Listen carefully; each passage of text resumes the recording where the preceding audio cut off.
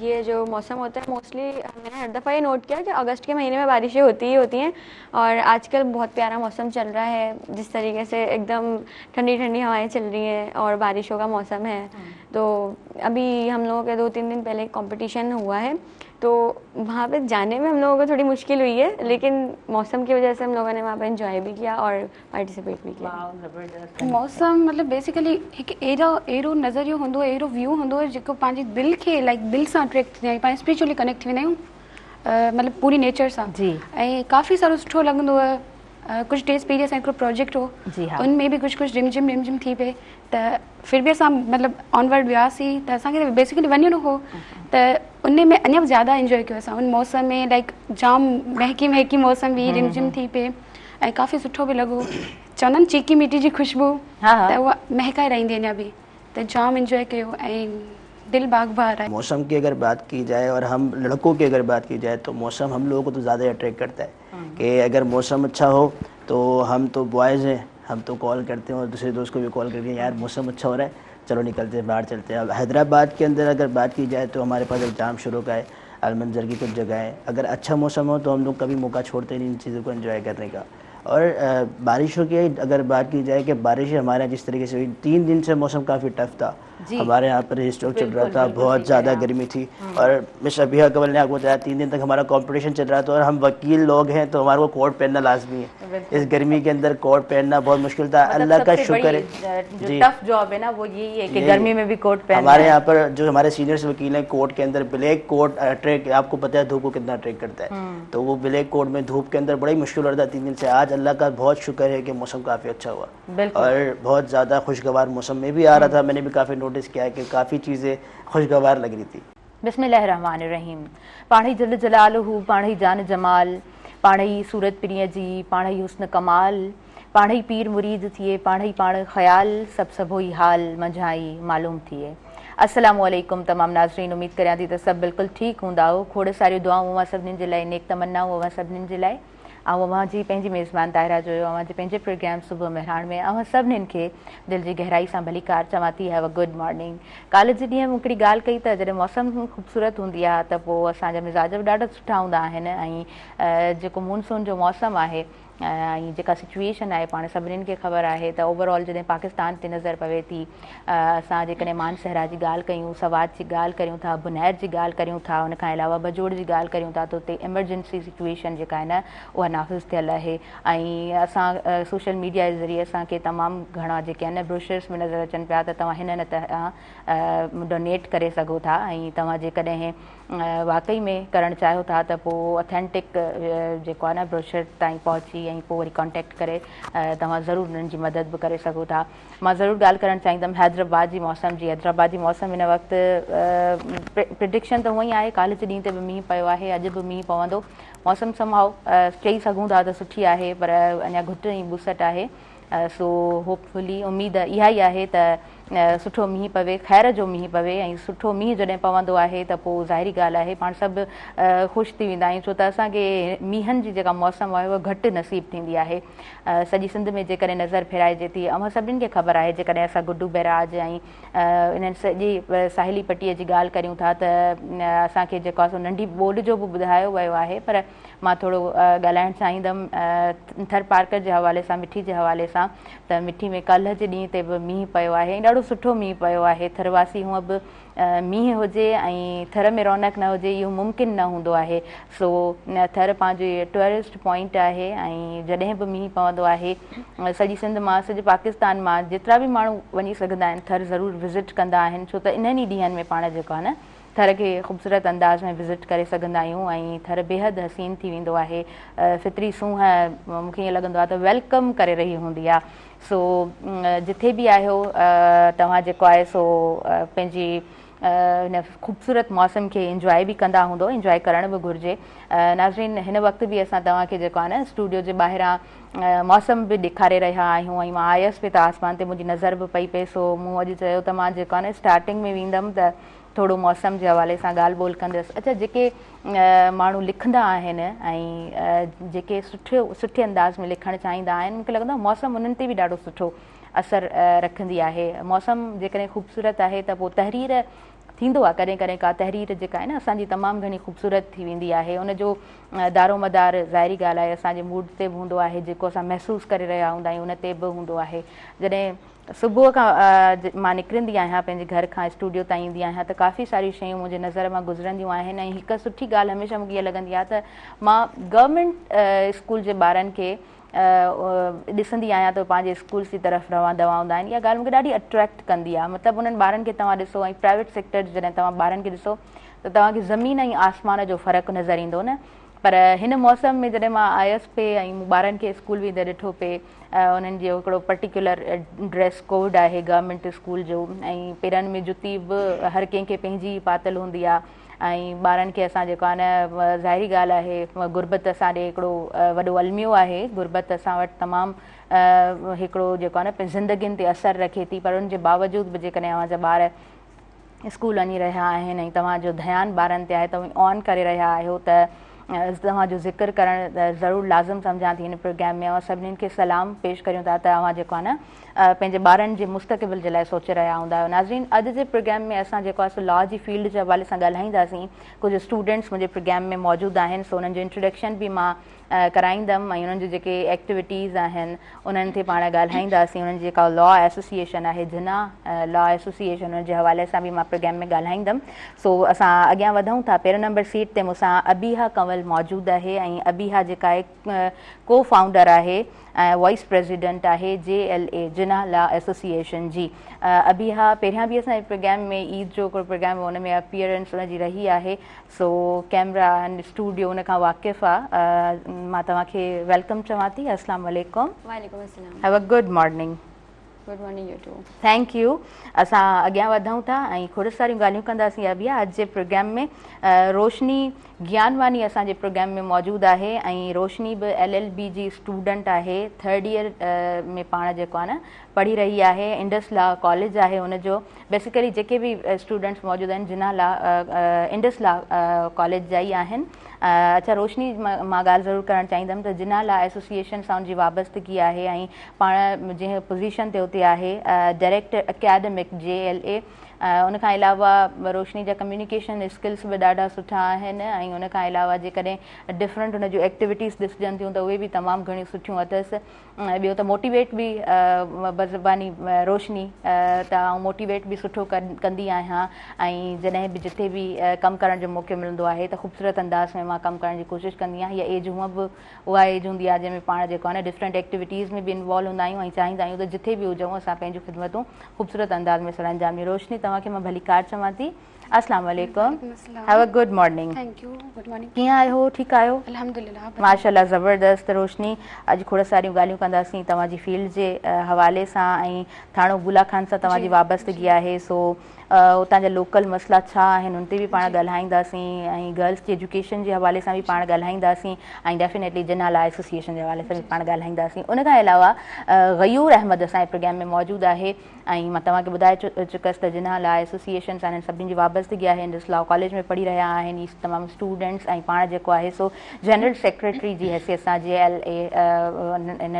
ते कमु करे रहिया आहिनि ऐं तमामु ख़ूबसूरत अंदाज़ में गयूर कमु करे रहिया आहिनि तव्हांखे दिलि जी गहराई सां मां भली कार चवां थी अस्सलाम वालेकुम have a good morning Gayur thank you सो असां जेको आहे सो अबिया खां ई प्रोग्राम जो स्टार्ट वठूं था ऐं अबिया पहिरीं जेको आहे न थोरो मौसम ते ॻाल्हाईंदासीं मौसम बड़ा खूबसूरत है और मैं कहती हूँ कि मौसम जब खूबसूरत होता है तो वाकई में दिल का मौसम भी बड़ा खूबसूरत होता है जी आपके क्या ख्यालात हैं जी ये जो मौसम होता है मोस्टली मैंने हर दफ़ा ये नोट किया कि अगस्त के महीने में बारिशें होती ही होती हैं और आजकल बहुत प्यारा मौसम चल रहा है जिस तरीके से एकदम ठंडी ठंडी हवाएं चल रही हैं और बारिशों का मौसम है तो अभी हम लोगों के 2-3 दिन पहले कंपटीशन हुआ है तो वहाँ पे जाने में हम लोगों को थोड़ी मुश्किल हुई है लेकिन मौसम की वजह से हम लोगों ने वहाँ पे एंजॉय भी किया और पार्टिसिपेट भी किया ज़बरदस्त अच्छा रोशनी खां बि पुछंदासीं रोशनी मौसम सुठी हूंदी आहे त हर शइ सुठी लॻंदी आहे न पंहिंजे पाण खे बि असां ॾाढा सुठा लॻंदा आहियूं सो जी तव्हांजा छा ख़्यालात आहिनि मौसम मतिलबु बेसिकली हिकु अहिड़ो नज़रियो हूंदो आहे अहिड़ो व्यू हूंदो आहे जेको पंहिंजी दिलि खे लाइक दिलि सां अट्रैक्ट थींदा आहियूं पाण स्पिरिचुअली कनेक्ट थी वेंदा आहियूं मतिलबु पूरी नेचर सां जी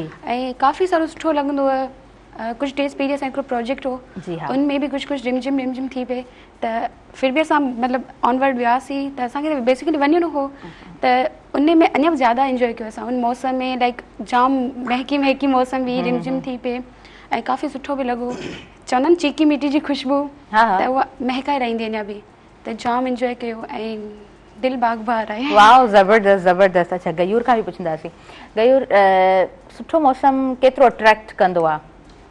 सबसे पहले तो आप सबका शुक्रिया, बहरान टीवी का शुक्रिया, आपका शुक्रिया कि आपने हमें मौका दिया। Pleasure for us. अच्छा जी, मौसम की अगर बात की जाए और हम लड़कों की अगर बात की जाए तो मौसम हम लोगों को तो ज़्यादा अट्रैक्ट करता है कि अगर मौसम अच्छा हो तो हम तो बॉयज़ हैं, हम तो कॉल करते हैं और दूसरे दोस्त को भी कॉल करके यार मौसम अच्छा हो रहा है चलो निकलते हैं बाहर चलते हैं। अब हैदराबाद के अंदर अगर बात की जाए तो हमारे पास एक जाम शुरू का है, अलमंजर की कुछ जगह है, अगर अच्छा मौसम हो तो हम लोग कभी मौका छोड़ते नहीं इन चीज़ों को एंजॉय करने का। और बारिशों की अगर बात की जाए कि बारिश हमारे यहाँ जिस तरीके से हुई 3 दिन से मौसम काफ़ी टफ था, हमारे यहाँ पर स्टॉक चल रहा था, बहुत ज़्यादा गर्मी थी और मिस अबिहा कवल ने आपको बताया 3 दिन तक हमारा कंपटीशन चल रहा था और हम वकील लोग हैं तो हमारे को कोट पहनना लाजमी है। इस गर्मी के अंदर कोट पहनना बहुत मुश्किल था। मतलब अल्लाह का शुक्र है, जो टफ जॉब है ना वो यही है कि गर्मी में भी कोट पहनना। हमारे यहाँ पर जो हमारे सीनियर्स वकील हैं कोट के अंदर ब्लैक कोट अट्रैक्ट, आपको पता है धूप को कितना अट्रैक्ट करता है, तो वो ब्लैक कोट में धूप के अंदर बड़ा ही मुश्किल हो रहा था 3 दिन से। आज अल्लाह का बहुत शुक्र है कि मौसम काफ़ी अच्छा हुआ और बहुत ज़्यादा खुशगवार मौसम में भी आ रहा था। मैंने भी काफ़ी नोटिस किया है कि काफ़ी चीज़ें खुशगवार लग रही थी। वाह ज़बरदस्त। अच्छा अभी हाँ आपसे पूछना चाहूँगी, मौसम जब चेंज होता है, मौसम बड़ा खूबसूरत होता है तो नाश्ता और खाने पीने की चीज़ें कुछ अलग ही होती हैं या वही सेम? नहीं, अलग होती हैं। मतलब अगर गर्मी कम है और बारिश बहुत ज़्यादा अच्छी वाली हो रही है, मतलब सुकून वाली हो रही है, तो फिर घर में पकौड़े वगैरह बनते हैं, समोसे, चाय वगैरह। और अगर ऐसा होता है कि बहुत ज़्यादा ही बारिश हो रही है और सभी इंजॉय करें तो फिर वो सब कुछ बाहर से आ रहा होता है। जी ज़बरदस्त। तव्हां खां बि मां पुछणु चाहींदमि, सुबुह जे वक़्त में मतिलबु ज़ाहिरी ॻाल्हि आहे वञिणो आहे कॉलेज जी तरफ़ त हिकिड़ी प्रॉपर रूटीन आहे, नाश्तो मैंडेटरी आहे, पर जेकॾहिं असांखे मौसम ख़ूबसूरत मिले थो त पोइ नाश्तो छा डिफरेंट हूंदो आहे? नाश्तो वणणु लॻंदो अञा बि, अञा वणंदो आहे। लाइक मौसम ॾिसंदा आहियूं न, मौसम एॾी सुठी हूंदी आहे ऐं बेसिकली टेरिस ते वञी करे ऐं उनजे साम्हूं बिल्कुलु मॉर्निंग जे टाइम ते डॉन जे टाइम ते नाश्तो करणु हिकु अलॻि ई वाइब हूंदी आहे। त उन ड्यूरिंग नाश्तो करे फिर कॉलेज वञणु, फिर व्यू इंजॉय करणु काफ़ी सुठो लॻंदो आहे ऐं नाश्तो भी सुठो लॻंदो है। वाह ज़बरदस्त। अच्छा गयूर, हम जो है ना थोड़ा पीछे की तरफ जाएंगे, मतलब ऐसा मैं कह सकती हूँ कि हम आज ना स्टार्ट से स्टार्ट कर रहे हैं। तो बचपन कैसा गुजरा? जब बरसातें हुआ करती थी तो ये होता था कि नहीं मम्मा आज स्कूल नहीं जाना, और या शौक से जाया करते थे? अच्छा, मैं बेसिकली आपको एक चीज़ और बताता हूँ। मेरे अपने 2 स्कूल है, गौरी अकेडमी हाई स्कूल के नाम से, तो हम स्कूलिंग सिस्टम में 15 साल से हैं, तो मैंने खुद भी अपने स्कूल में ही पढ़ा है। तो हम आर्य बाबा का खुद का स्कूल था। अब हम ये बोलते थे बाबा आज ना बारिश हो रही है, आप छुट्टी कर दिए स्कूल की, स्कूल बंद कर दे, छुट्टी हो जाएगी, बच्चों का भला हो जाएगा। हाँ। तो ये चीज़ बारिश के मौसम में ज़्यादा देखी जाती थी। घर के अंदर तो सबसे पहले यही बहस होती थी कि बाबा को बोलो स्कूल बंद कर रहे हैं आज, कि छुट्टी कर रही है स्कूल की।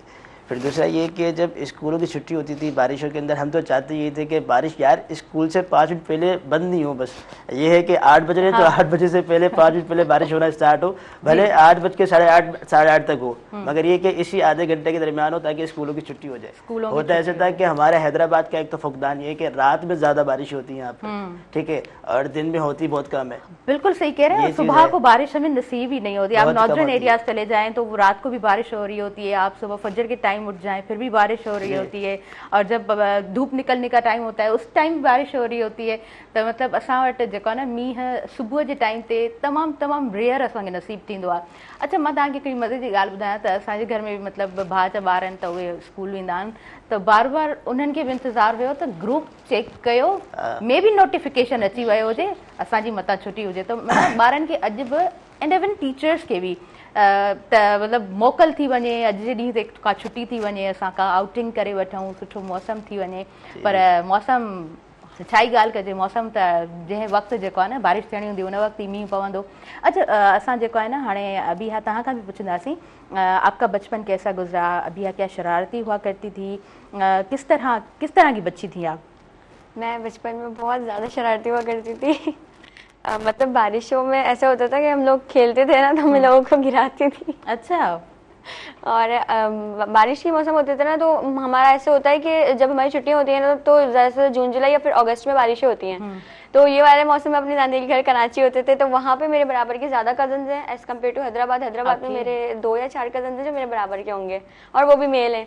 मतलब फीमेल कजन मेरी ज्यादा वहाँ पे हैं, तो मैं वहाँ ज्यादा एंजॉय करती हूँ बारिश में। अभी तक मतलब अभी तक ओके ओके, ज़बरदस्त। मतलब बचपन बहुत अच्छा और शरारती इस तरह गुजरा है। रोशनी, तव्हांजो नंढपण कीअं गुज़रियो आहे? जाम ज़्यादा नोटी हूंदी हुअसि, ऐं बेसिकली मतलब जॾहिं अगर बारिश की ॻाल्हि कयूं तो बचपन में ये होंदो कि असांजे थाना बुलाखान असांजो विलेज है बेसिकली। उते जा जेके नज़ारा आहिनि, उते जेका महक है ना, बिल्कुल मतलब अलग ही वाइब है मुंहिंजी। अच्छा, त उते असां वेंदी बिल्कुल माउंटी एरिया है, ऐं थोड़ो मतलब सैंडी है, लाइक जाम खूबसूरत आहे, ग्रीनी हूंदी है। त स्पेशली जॾहिं जून जुलाई जो मन थींदो त असां बचपन में त ईअं हूंदो, पप्पा हलो थाना बुलाखान असां हलूं।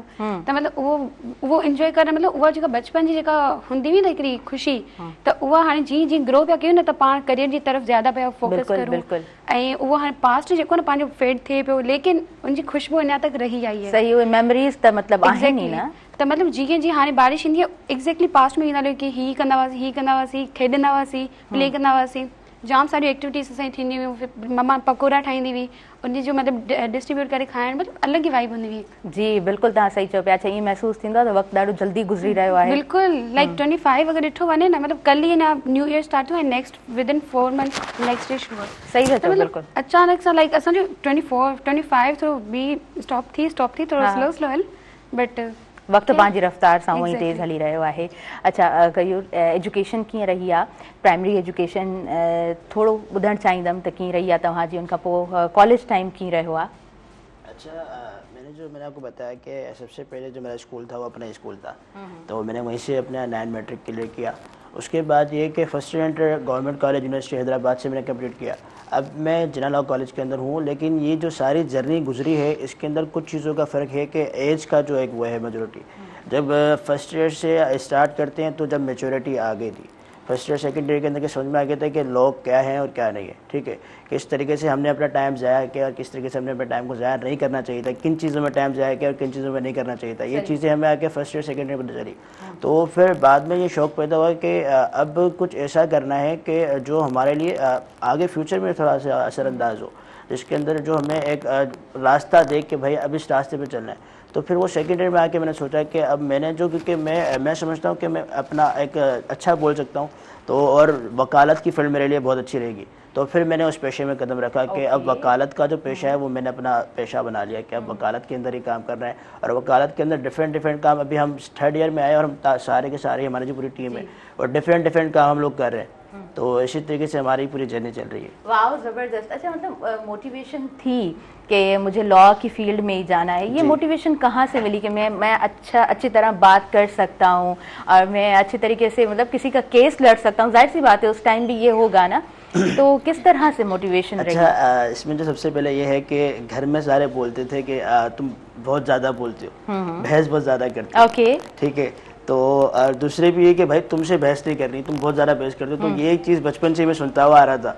तो उसके बाद फिर ये कि एक तो इस चीज़ से दिमाग बन गया कि वकालत की फील्ड में आना, कि ये एक वही पेशा है जहाँ पर अगर वकालत की बात की जाए तो वहाँ पर बहुत सारी चीज़ें देखी जाती है कि आपका एक तो ज़बानी कलामी कैसी है, ठीक है, आपका बोलने का अंदाज कैसा है, आपका अंदाज़े बयां कैसा है, और दूसरा ये कि फिर आपका जो मेंटल का आप कितने हाजिर दिमाग हो। बिल्कुल, ठीक है, वकालत की चीज़ें सारी मायने रखती है। तो मैंने ये सारी चीज़ें जब अपने अंदर पाई तो मैंने सोचा कि ये चीज़ मेरे लिए बहुत बेहतर है, बजाय इसके कि मैं एक आईटी की तरफ जाऊँ। ठीक है, वो पेशे भी अच्छे है, मैं उनको बुरा नहीं कहता, वो पेशे भी अच्छे, आईटी हो गया, सॉफ्टवेयर डेवलपमेंट हो गया, हर फील्ड अच्छी है, हर फील्ड अच्छी है। मगर मैंने अपने अंदर जो हर बच्चे को ये चाहिए, बेसिकली मैं पैगाम पहुँचाना चाहता हूँ, ठीक है, कि हर बंदे को सोचना चाहिए कि उसने अपने फ्यूचर में, अपने स्कूल में बच्चों को समझाता हूँ कि बेटा आपका जो ये भी 9 मैट्रिक का जो ये गुजर रहा है, आप अभी सोचो कि आपका गोल है क्या।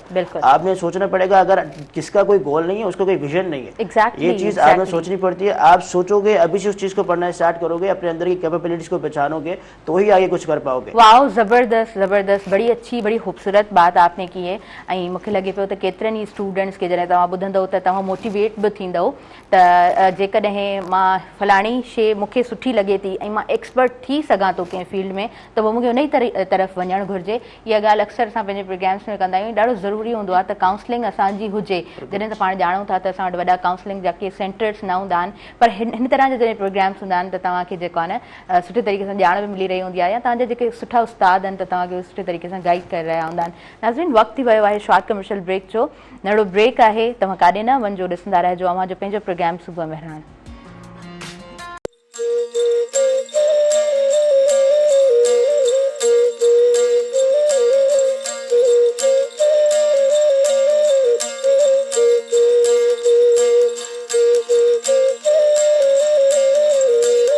नाज़रीन, सभिनी ॾिसंदड़नि खे आउं ॿीहर भली कार चवां थी अव्हां जे पंहिंजे प्रोग्राम सुबुह मेहरान में।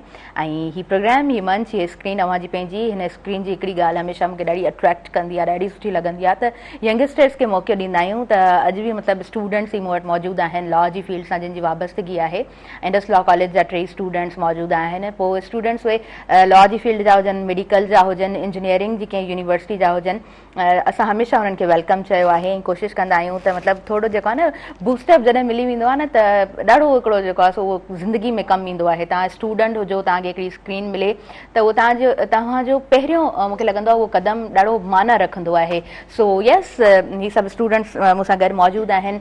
रोशनी ॾाढी प्यारी स्टूडेंट आहे, ॾाढो सुठो कमु बि करे रही आहे। उन खां अलावा अबिहा बि ॾाढी प्यारी स्टूडेंट आहे, ॾाढो सुठो कमु करे रही आहे, लॉ जी स्टूडेंट आहे। गयूर माशाल्लाह सां जहिड़े अंदाज़ में ॻाल्हाए पियो त महसूसु थिए पियो त अॻियां हली करे उनजा विजन्स ॾाढा क्लियर नज़र अचनि पिया त अॻियां हली करे ॾाढो सुठो कमु कंदो। सो यस अबिहा, जैसे कि मैंने गयूर से पूछा कि मतलब मोटिवेशन कहाँ से मिली, मैं आपसे तो वैसे एक प्रोग्राम हमारा हो चुका था ईद पे, उस पर थोड़ा मैंने पूछा था, लेकिन अबिहा अभी तक वही है कि मतलब मुझे आगे चल के जज बनना है या कुछ अलग सोचा है? नहीं, मुझे जज ही बनना है, क्योंकि कोर्ट की जो फील्ड है ना, इसमें फीमेल्स के लिए अगर आप देखेंगे ना तो वकालत का शोभा है अच्छा, लेकिन कोर्ट का जो माहौल होता है ना वो मतलब ये माना जाता है कि फीमेल्स के लिए अच्छा नहीं होता। लेकिन एज अ जज आप जब जाएंगे तो वो आपको एक प्रोटोकॉल मिलता है, आपको एक सेफ्टी मिलती है और एक पावर होता है आपके पास। ओके ओके, रोशनी छा ख्याल आहे तव्हांजो जॾहिं अबिहा चए थी त असां जॾहिं ॻाल्हि कयूं था या ओके ॾिठो वञे कोर्ट में माहौल एॾो लाइक छोकिरी लाइ सेफ कोन्हे ॾिठो वञे त बीइंग अगरि मतिलबु ॾिठो वञे प्रैक्टिस जे तौर ते त प्रैक्टिस माण्हू मतलब घर लाइ सही कोन्हे, छो असां माहौल ॾिठो पाण। बाक़ी एज ए जुडिशरी अगरि माण्हू जुडिशरी तरफ़ वञे थो न त काफ़ी कुझु प्रोटोकॉल्स मिले थो। अगरि जीअं अच्छा रोशनी, ईअं बि त ॾिसंदा आहियूं न असां वटि ॾाढियूं हाई प्रोफाइल असां वटि मौजूदु हूंदा आहिनि, उहे औरतूं हुजनि या असांजा जेंट्स हुजनि, उन्हनि खे ऑफर बि थींदी आहे न त तव्हां जज थियणु चाहियो त हू रिजेक्ट करे छॾंदा आहिनि। पर वो हर कंहिंजो पंहिंजो पंहिंजो, के चवंदा आहिनि असीं CSE तरफ़ जाऊं, के चवंदा आहिनि कि असीं जुडिशरी तरफ़ जाऊं, के चवंदा आहिनि असीं प्रैक्टिस ही कयूं पर असां अञा बि स्किल्स स्ट्रॉन्ग करे उन खां पोइ डायरेक्ट जुडिशरी वञूं। ओके ओके ओके, वकालत अव्हां जे लाइ छा आहे? जेकॾहिं पुछो वञे वकालत छा आहे त रोशनी जो छा आंसर हूंदो? वकालत मतिलबु जीअं गयूर चयो कि मतिलबु पहिरीं खां ई जेको न गोल ते फोकस रखणु खपे, बिकॉज ऑन द स्पॉट त जाम माण्हू कंफ्यूज़ थी वेंदो कि कीअं असां छा कहिड़ी तरफ़ वञूं छा।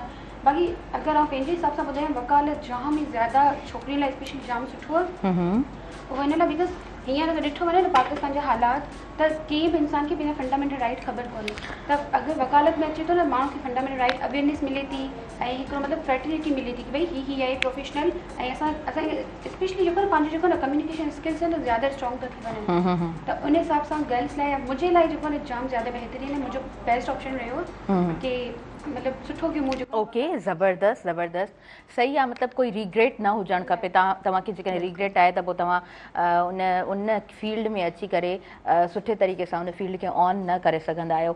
अच्छा गयूर, अगर थोड़ा सियासत के हवाले से पूछूं तो इंटरेस्ट रहा है? सबसे पहले मैं स्टूडेंट था तो हमने बहुत सारी चीज़ों को देखा कि किस तरीके से पाकिस्तान के अंदर हालात पोशीदा हैं और बहुत सारी चीज़ें जो हमारे आपके सामने नहीं होनी चाहिए थी उनका हो रही है पाकिस्तान में, अभी भी हो रही है।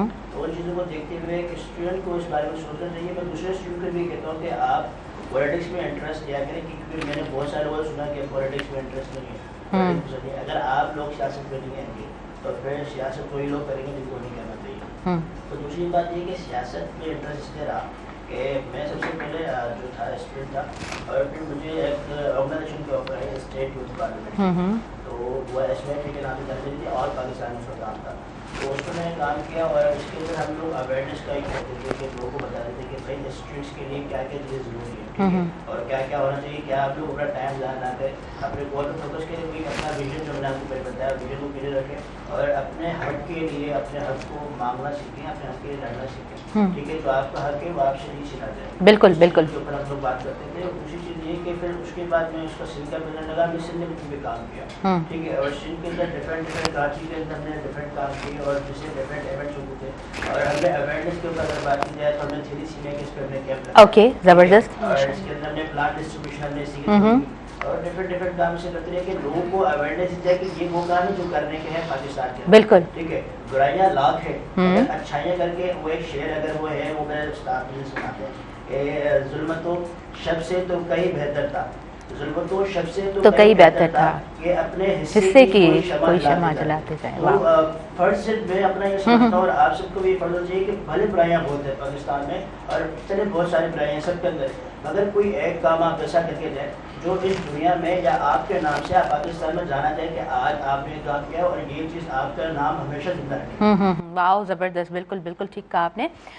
अच्छा, मैं ये भी आपसे पूछना चाहूँगी कि हम जब लॉ की फील्ड की तरफ देखते हैं, तमाम एडवोकेट्स को देखते हैं तो उनका ज़्यादा इंटरेस्ट सियासत की तरफ देखा जाता है, उसके पीछे क्या वजूहात हैं? अच्छा जी, ये सवाल बहुत अच्छा है कि तकरीबन एक तो हमारी बार पॉलिटिक्स से भी होती है कि जो हमारा जो लॉयर्स होता है वो पॉलिटिक्स सीखते ही हमारे बाहर से, क्योंकि वहाँ पर बाहर में भी वही होता है जो प्रेसिडेंट और वाइस प्रेसिडेंट जनरल सेक्रेटरी ये सब एक इसकी पीछे पूरी पॉलिटिक्स होती है। जी बिल्कुल बिल्कुल।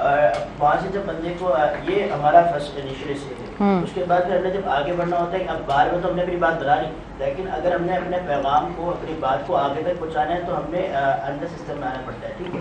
अब बहुत सारी चीज़ें ऐसी हैं जो हम बाहर बैठ के नहीं कर सकते। अभी जैसे आप देखा होगा वकला एहतजाज करें बाहर से बैठ के, मगर उनके एहतजाज को सुना नहीं जाता, एवन कि कभी कभी उन पर डंडे ही बरसाए जाते हैं, ठीक है। लेकिन अगर ये भी मेरे उस्ताद ने मुझे बताया था कि अगर आप चाहते सिस्टम को चेंज करना, ठीक है, तो आपको चाहिए आप सिस्टम के अंदर जाए, ठीक है। तो यही वजह होती है कि हर वकील को और हर दूसरा आदमी जो सोचता है कि मैं सिस्टम को चेंज कर सकता हूँ, तो वो ये सोचता है कि मैं सिस्टम के अंदर जाऊँ, और सिस्टम के अंदर जाने का हल ये है कि आप सियासत के अंदर आए। ओके, ज़बरदस्त ज़बरदस्त जी, बिल्कुल सही बिल्कुल सही। बड़ा खूबसूरत अंदाज में आपने जवाब दिया है, मतलब ॾाढे खूबसूरत अंदाज में जवाब ॾिनो अथई। जेकॾहिं तव्हांखे सिस्टम खे चेंज करिणो आहे त तव्हां ॿाहिरि वेही करे कीअं सिस्टम खे चेंज कंदो, पोइ तव्हांजो सिर्फ़ु हिकिड़ो न हसीन ख़्वाबु उहो बणिजी सघे थो, पर तव्हां सिस्टम जे अंदरि जेकॾहिं मौजूदु रहो था त पोइ तव्हां सिस्टम खे बदिलजण जी उहा ताक़त बि रखो था। विद द प्रैक्टिस ज़ाहिरी ॻाल्हि आहे टाइम त लॻंदो आहे उहा पोज़ीशन पंहिंजी ठाहिण में, ऐं तमामु शयूं हूंदियूं आहिनि जेके तव्हांखे थ्रेड्स में मिली रहिया हूंदा आहिनि। हीअ त फील्ड उहा आहे जंहिंमें असां जेको आहे सो ॾिसंदा आहियूं त ज़ाहिरी ॻाल्हि आहे तव्हां पंहिंजी कॾहिं कॾहिं न जान बि हथ ते रखी करे चवंदा आहिनि न हथेली पे जान रख के हमने ये काम किया है, त पोइ असां उहा सहाफ़त जी फील्ड ॾिसूं या लॉ जी फील्ड ॾिसूं त इन तरह उहो जेको मीडिया जी ॻाल्हि करियूं था सहाफ़त सां। त अच्छा रोशनी, तव्हां खां बि मां थोरो ॼाणणु चाहींदमि मोटिवेशन किथां खां मिली, school time and then college ऐं उन खां पोइ घर जो माहौल कीअं सॼो रहियो आहे? मूंखे लॻे थो गॉड गिफ्टेड आहे। हिकु हूंदो न कंहिं शइ में न गॉड गिफ्टेड हूंदो, कंहिं इंसान खे न का न का शइ गॉड गिफ्टेड मिली, त मूंखे लॻे थो बिकॉज़ बचपन खां मतिलबु स्कूल टाइम खां कंहिंखे बि आउं ॾिसंदी हुअसि न कि सैड आहे, मतिलबु आउं पाण सैड थींदी हुअसि कि छो आख़िर रीज़न छा आहे, मतिलबु उहो रीज़न ॻोल्हण जी कोशिशि कंदी हुअसि कि आख़िर मसइलो छा आहे, फिर उन सां कम्युनिकेट कंदी हुअसि। बेसिकली कम्युनिकेशन्स मां जाम ज़्यादा मतिलबु ख़बर पवंदी, ऑब्वियसली स्पीकर ऐं लिसनर ये ॿ अगरि क्वालिटीज़ आहिनि त पोइ मोटिवेशनल स्किल जेको आहे स्पीकर बंदो थी सघे थो। सही, बिल्कुलु। त उहा जेको न हुननि खे जंहिंखे ॾिसंदी सैड वग़ैरह पंहिंजे हिसाब सां 100% कोशिशि कंदी हुअसि कि उनखे बिल्कुलु काम डाउन कयां, उनखे मतिलबु हुनजो फीलिंग्स पंहिंजी फीलिंग्स सां कनेक्ट करे ॾिसे कि हुन ते छा पियो गुज़रे, त ईअं ग्रेजुअली मतिलबु माण्हुनि खे मोटिवेट करे माण्हुनि सां कम्युनिकेट करे त उन हिसाब सां स्किल्स गेन थींदा विया माण्हुनि सां मतिलबु जाम ज़्यादा उनजो ख़बर पवंदी न कि उनजी मेंटलिटी छा आहे। ओके ओके, हा ज़बरदस्त। अच्छा रोशनी, कोई हिकिड़ो एग्ज़ाम्पल कंहिंखे कंहिं प्रॉब्लम में ॾिठो हुजे, उन सां वेही करे उन सां कम्युनिकेट कयो आहे ऐं उनजो उहो प्रॉब्लम सॉल्व थी वियो हुजे, का अहिड़ी शइ आहे जेका ज़िक्र करे सघो? हिकु नंढी ऐं मुंहिंजो जेको फर्स्ट हो न फर्स्ट जेको स्टार्टिंग हुई उहो इहो कि मुंहिंजी हिकु फ्रेंड हुई, उनजे पंहिंजे पप्पा सां जाम अटैच्ड हुई, हद खां वधीक, लाइक हिकु हूंदो न जंहिंजी मम्मा बाप कोन हुई लेकिन पप्पा सां जाम अटैच्ड हुई। उनजे फादर जी डेथ हुई अनएक्सपेक्टेड, लाइक हिकु हूंदो न कि मतिलबु इंसान जेको हॉस्पिटलाइज़ हूंदो या वेंटिलेटर तो त उनखे आसरो हूंदो कि मे बी हाणे हा या घणो बीमार कोई रहे थो त सडनली थी वियो सां, मतिलबु उनखे को किलो ई कोन, त उन सां इहो थियो त हू जाम ज़्यादा डिप्रेशन में वेही ऐं मतिलबु कुझु डेज़ स्कूल वग़ैरह कोन पिया आई त हुन सां कम्युनिकेट थियो कि भई छा थियो ETC। जॾहिं मूंखे ख़बर पई न कि हिन जे पप्पा जी डेथ थी हिन जी छा हालत हूंदी, उनखे ज़्यादा मतिलबु मोटिवेट करे ज़्यादा मतिलबु उनखे ज़्यादा सम्झाए त हुन मूंखे चयो कि एतिरा माण्हू आया आहिनि मूंसां मिलण, लाइक किथे न किथे मूंखे रिग्रेट थियो आहे कि यार मतिलबु छो मतिलबु के दोस्त मुंहिंजे कम जी त कोन आहिनि, पर तव्हांखे ॾिसी कुझु न कुझु मूंखे हिकिड़ो थींदो न कि दिल खे आथत मिली आहे। त उन मां मूंखे इहो लॻो कि यार एटलीस्ट मूं में इहे क्वालिटीज़ अथनि न कि माण्हुनि खे ऐं कुझु त मतिलबु हिकिड़ो पीस त ॾेई सघंदी न। त उन खां पोइ ग्रेजुअली इहो हली हली हली काफ़ी सारी अहिड़ियूं विच में मतिलबु थियूं, अहिड़ा केसिस थिया जंहिंमें मतिलबु उन्हनि खे मूं मोटिवेट कयो ऐं रिगार्डिंग जेके स्टडी पर्पज़ लाइ माण्हू जाम ज़्यादा कंफ्यूज़ हूंदा आहिनि ऐं सेकेंड ईयर पास करण खां पोइ बि हुन कंफ्यूज़ न केॾा वञूं, मतिलबु वेठा हूंदा आहिनि घर केॾा वञूं चूज़ कोन करे सघंदा आहिनि। त उनजे अबाउट उनखे मोटिवेट करणु ऐं उहे माण्हू वधा बि न अॻियां, एक्चुअली रिज़ल्ट बि ॾिठी आहे जी। त उन ओके ओके, ज़बरदस्त ज़बरदस्त, तमामु सुठो तमामु सुठो। ऐं असां जेको आहे अभिया जी तरफ भी अॻियां वधंदासीं। अभिया, मैं जिन्ना लॉ एसोसिएशन की अब बात करना चाहूँगी, किस तरह जिन्ना लॉ एसोसिएशन काम कर रहा है, आपका अपकमिंग कोई इवेंट भी है जिसके बारे में मैंने सुना भी है और आपके जो सीनियर्स हैं उनकी ज़ुबानी भी मैं सुन चुकी हूँ, क्या कहना चाहेंगे आप? जिन्ना लॉ एसोसिएशन बेसिकली एसोसिएशन है जो कि हम लोगों ने फर्स्ट ईयर में बनाई थी। जो फाउंडर हैं वो और हम क्लासमेट्स हैं, तो हम लोगों ने बनाई थी कि इस पर्पज़ के लिए कि बहुत सारे स्टूडेंट्स हैं जो कि लाइट की तैयारी कर रहे होते हैं, जब तो उनको टीचर जो नहीं मिल रहे होते या फिर बहुत एक्सपेंसिव क्लासेस होती हैं, तो उससे स्टार्ट हुई थी कि उनकी प्रैक्टिस करवाते थे फ्री में। फिर उसके बाद क्या हुआ कि हम लोग ने कहा कि जो स्टूडेंट्स लॉ के फील्ड के अंदर हैं, तो बहुत सारे स्टूडेंट्स हैं जो हैं तो लॉ करना चाहते हैं, लेकिन उनको पता नहीं कि भाई कि इसके फ़ायदे क्या हैं, इसका क्या पर्पस होना चाहिए, इसके ऑब्जेक्टिव्स क्या हैं। तो फिर हमने इस पर सेशंस रखना स्टार्ट किए, डिफरेंट स्पीकर्स को बुलाया, बहुत ज़्यादा ब्यूरोक्रेट्स वगैरह थे, उन लोगों को बुला के उनसे स्पीचेस करवाई, उनसे अवेयरनेस लॉ की जो है ना उन्होंने बताई स्टूडेंट्स को कि ये इसके फ़ायदे ऐसे हो सकता है। फिर जब आप कानून की फील्ड में आएंगे तो आप अपने हक के लिए इस तरीके से बात कर सकते हैं, आपको पता होना चाहिए आपके राइट्स क्या हैं और किस तरीके से आप अपने हक के बारे में बात कर सकते हैं, आपको पूरे कानून की डिटेल होनी चाहिए जी। फिर उसके बाद जो हमारी अपकमिंग कॉन्फ्रेंस आ रही है ना, वो ऑल सिंध लॉ कॉन्फ्रेंस है, जिसके अंदर हम लोगों ने जो है ना बैरिस्टर्स हैं उसके अंदर और हाई कोर्ट के जज हैं और बेसिकली बहुत सारे स्टूडेंट्स हैं अलग अलग डिपार्टमेंट्स में से। ज़रूरी नहीं कि उसमें सिर्फ लॉ के स्टूडेंट्स हों, बहुत सारे स्टूडेंट्स हैं ताकि उनको अपना प्रोफेशन चूज़ करने में इजी हो, ताकि उनको पता हो कि लॉ की फील्ड कितनी ज़रूरी है और इसको अगर हम इसको परस्यू करेंगे तो फ्यूचर में हमें क्या क्या फ़ायदे हो सकते हैं, हमें अपने राइट्स का पता होगा, दूसरों की हम हेल्प कर सकते हैं इससे। तो इसमें ये है। और दूसरे इसके अंदर हम लोगों ने बताना है, जो हमारी अपकमिंग कॉन्फ्रेंस आ रही है ना, इसके अंदर जो टॉपिक है वो इस टाइप के जस्टिस से रिलेट हैं, मतलब इस टाइप के हैं कि स्टूडेंट्स को पता चले कि किस तरीके से इस फील्ड के अंदर काम होता है और ये फील्ड क्यों ज़रूरी है और क्यों हमें इसको चूज़ करना है। अभी आप किसी अच्छी पोजीशन पे आ जाएं तो क्या टारगेट्स होंगे, कौन कौन सी चीज़ों पे काम करना चाहेंगी? मतलब पाकिस्तान में इनजस्टिस है, लॉ भी हम देखते हैं तो असां वटि जेको आहे न लॉ जी भंज कड़ी हूंदी आहे जी। मैंने एक चीज़ नोट करी है कि मतलब इंटर के बाद जो स्टूडेंट्स होते हैं ना, उनको 3 या 4 प्रोफेशंस के बताया जाता है कि आप मेडिकल ले लें, प्री इंजीनियरिंग ले लें, कंप्यूटर ले लें, आर्ट्स या कॉमर्स ले लें। लॉ का क्यों नहीं बताया जाता? लॉ का बहुत सारे स्टूडेंट होते हैं उनको पता नहीं होता, उनसे फिर बाद में पूछो वो कहते हैं हमें पता ही नहीं था इसलिए हमने ये ले लिया। तो मैं अगर किसी बड़ी पोस्ट पे आऊँगी तो मैं ये चाहूँगी कि ये जो मेन फील्ड है ना, इसमें लॉ को भी रखा जाए, उन्हीं सब्जेक्ट के साथ उनको ऑप्शन दिया जाए ताकि वो डायरेक्टली उनको पहले से पता हो इस चीज़ के बारे में कि इसको परस्यू करना है हमें। और दूसरा ये है कि लॉ की जो स्टार्ट में होती है ना, तो स्टूडेंट्स को ये इशू होता है कि भाई तैयारी कैसे करें, अकेडमीज का क्या है और किस तरीके से प्रेप होती है। तो इसका एक पूरा शेड्यूल मतलब मैं चाहूँगी कि उनको फ्री ऑफ कॉस्ट एक तो मिले, कि बहुत सारे स्टूडेंट्स होते हैं जो चाहते हैं तो इन लोगों को परस्यू करना, लेकिन वो सोचते हैं कि ये तो बहुत ज़्यादा कॉस्टली है, तो इसको हम किस तरीके से लेके चलेंगे। तो इसको थोड़ा सा लो करना है इसके बजट को। और दूसरा जो लाइट की क्लासेस है उसको तो फ्री करना है ताकि ज़्यादा से ज़्यादा लोग इस फील्ड में आए तो उनको अपने राइट्स का पता चले, तो ये हमारा कंट्री आगे बढ़ेगा जल्दी। ओके जी, ओके। गयूर, मैं आपसे भी पूछना चाहूँगी, अच्छा गयूर का भी सेम ही सवाल मां पुछंदमि पर वक्त थी वियो शॉर्ट कमर्शियल ब्रेक जो, पहिरीं ब्रेक वठूं था, नंढो ब्रेक आहे नाज़रीन, उन खां पोइ कंटिन्यू कयूं था अव्हांजो पंहिंजो प्रोग्राम सुबुह मेहरान।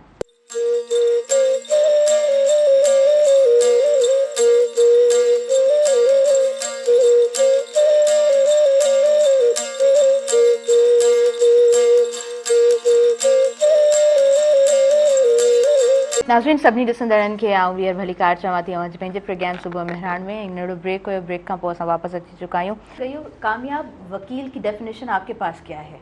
बिल्कुल, कामयाब वकील की जो डेफिनेशन है वो यही है कि सबसे पहले तो आप अपने आप पे गौर करें कि आप खुद कितने, वही ना, वो एक बात होती है बंदा पहले अपने गिरबान में जाके फिर बाद में किसी और को वो करे, कि पहले अपने आप को खुद देखें कि आप एक कामयाब वकील बन रहे नहीं बन रहे। कामयाब वकील वो कि जो एक केस स्टडी कर रहा है, तो ठीक है, एक कामयाब वकील वही होता है जो अपना, जो उसका एक क्लाइंट आया, ठीक है, उस क्लाइंट को वो सुन रहा है अच्छे से, ठीक है, उस क्लाइंट को वो समझ रहा है अच्छे से, ठीक है, उसकी जो मेंटेलिटी है, उसके जितने भी वो दुख दर्द है सारे समझने के बाद फिर वो फैसला कर रहा है, वो उसके साथ कोई बायसनेस नहीं कर रहा है, ठीक है। हमारे यहाँ वकालत की फील्ड में ये भी होता है कि बायसनेस बहुत ज़्यादा होती है, ठीक है, आपस में ही डीलिंग्स हो जाती है। तो इन चीज़ों से एक कामयाब वकील को मैं नहीं मानता कामयाब वकील ये होता है। कामयाब वकील वो होता है जो अपनी बात से जज को इम्प्रेस कर सके, ठीक है। कामयाब वकील वो होता है जो क्लाइंट के दुख को और दर्द को समझ सके, ठीक है। ये सारी चीज़ें, केस स्टडी वगैरह, इन सब चीज़ों में, और कामयाब वकील वही बन सकता है जो अपने 5 साल लॉयर या 4 साल का अगर हो गए तो अगर दिल लगाकर पढ़ेगा, ना कि वो बनेगा जो फर्स्ट ईयर से ही कोर्ट ज्वाइन कर लेगा।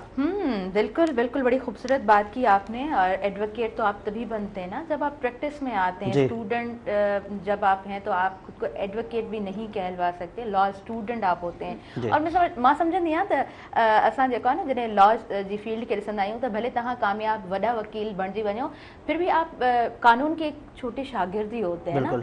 कानून को समझने की आप कोशिश कर रहे होते हैं, इम्प्लीमेंट करने की आप कोशिश कर रहे होते हैं। अच्छा, रोशनी तव्हांजी तरफ़ मां ईंदमि। असां जॾहिं लॉ जी ॻाल्हि करियूं था, इहा बि ॻाल्हि असांखे ॿुधण जे लाइ मिलंदी आहे त जेके स्टूडेंट या प्रैक्टिस जे लाइ वेंदा आहिनि, ऐं शुरू में जेके उन्हनि खे केसिस मिलंदा आहिनि, त पोइ हू जेको आहे न, थोरो ज़ाहिरी ॻाल्हि आहे, असांखे चवंदा आहियूं न ज़िंदगी मुआश जे लाइ बि कुझु करिणो पवंदो आहे, त पोइ थोरो ॾुखियो हूंदो आहे त तव्हां गॾु गॾु तव्हांजी कमाई बि हुजे, वरी तव्हांजी प्रैक्टिस बि हुजे, केतिरो हार्ड आहे, छा था सम्झो? वो इहो बिल्कुलु तव्हां सही ॿुधो कि मतिलबु स्टार्टिंग में जेको फेस करणु जाम टफ हूंदो, बिकॉज़ जूनियर वकील हूंदो, जूनियर लॉयर हूंदो, त हुनखे हू सभु कुझु फेस करणु ऐं प्रैक्टिस ते अचणु जाम टफ हूंदो आहे, छो जो हिकिड़ो हुनजो एक्सपीरियंस कोन हूंदो आहे।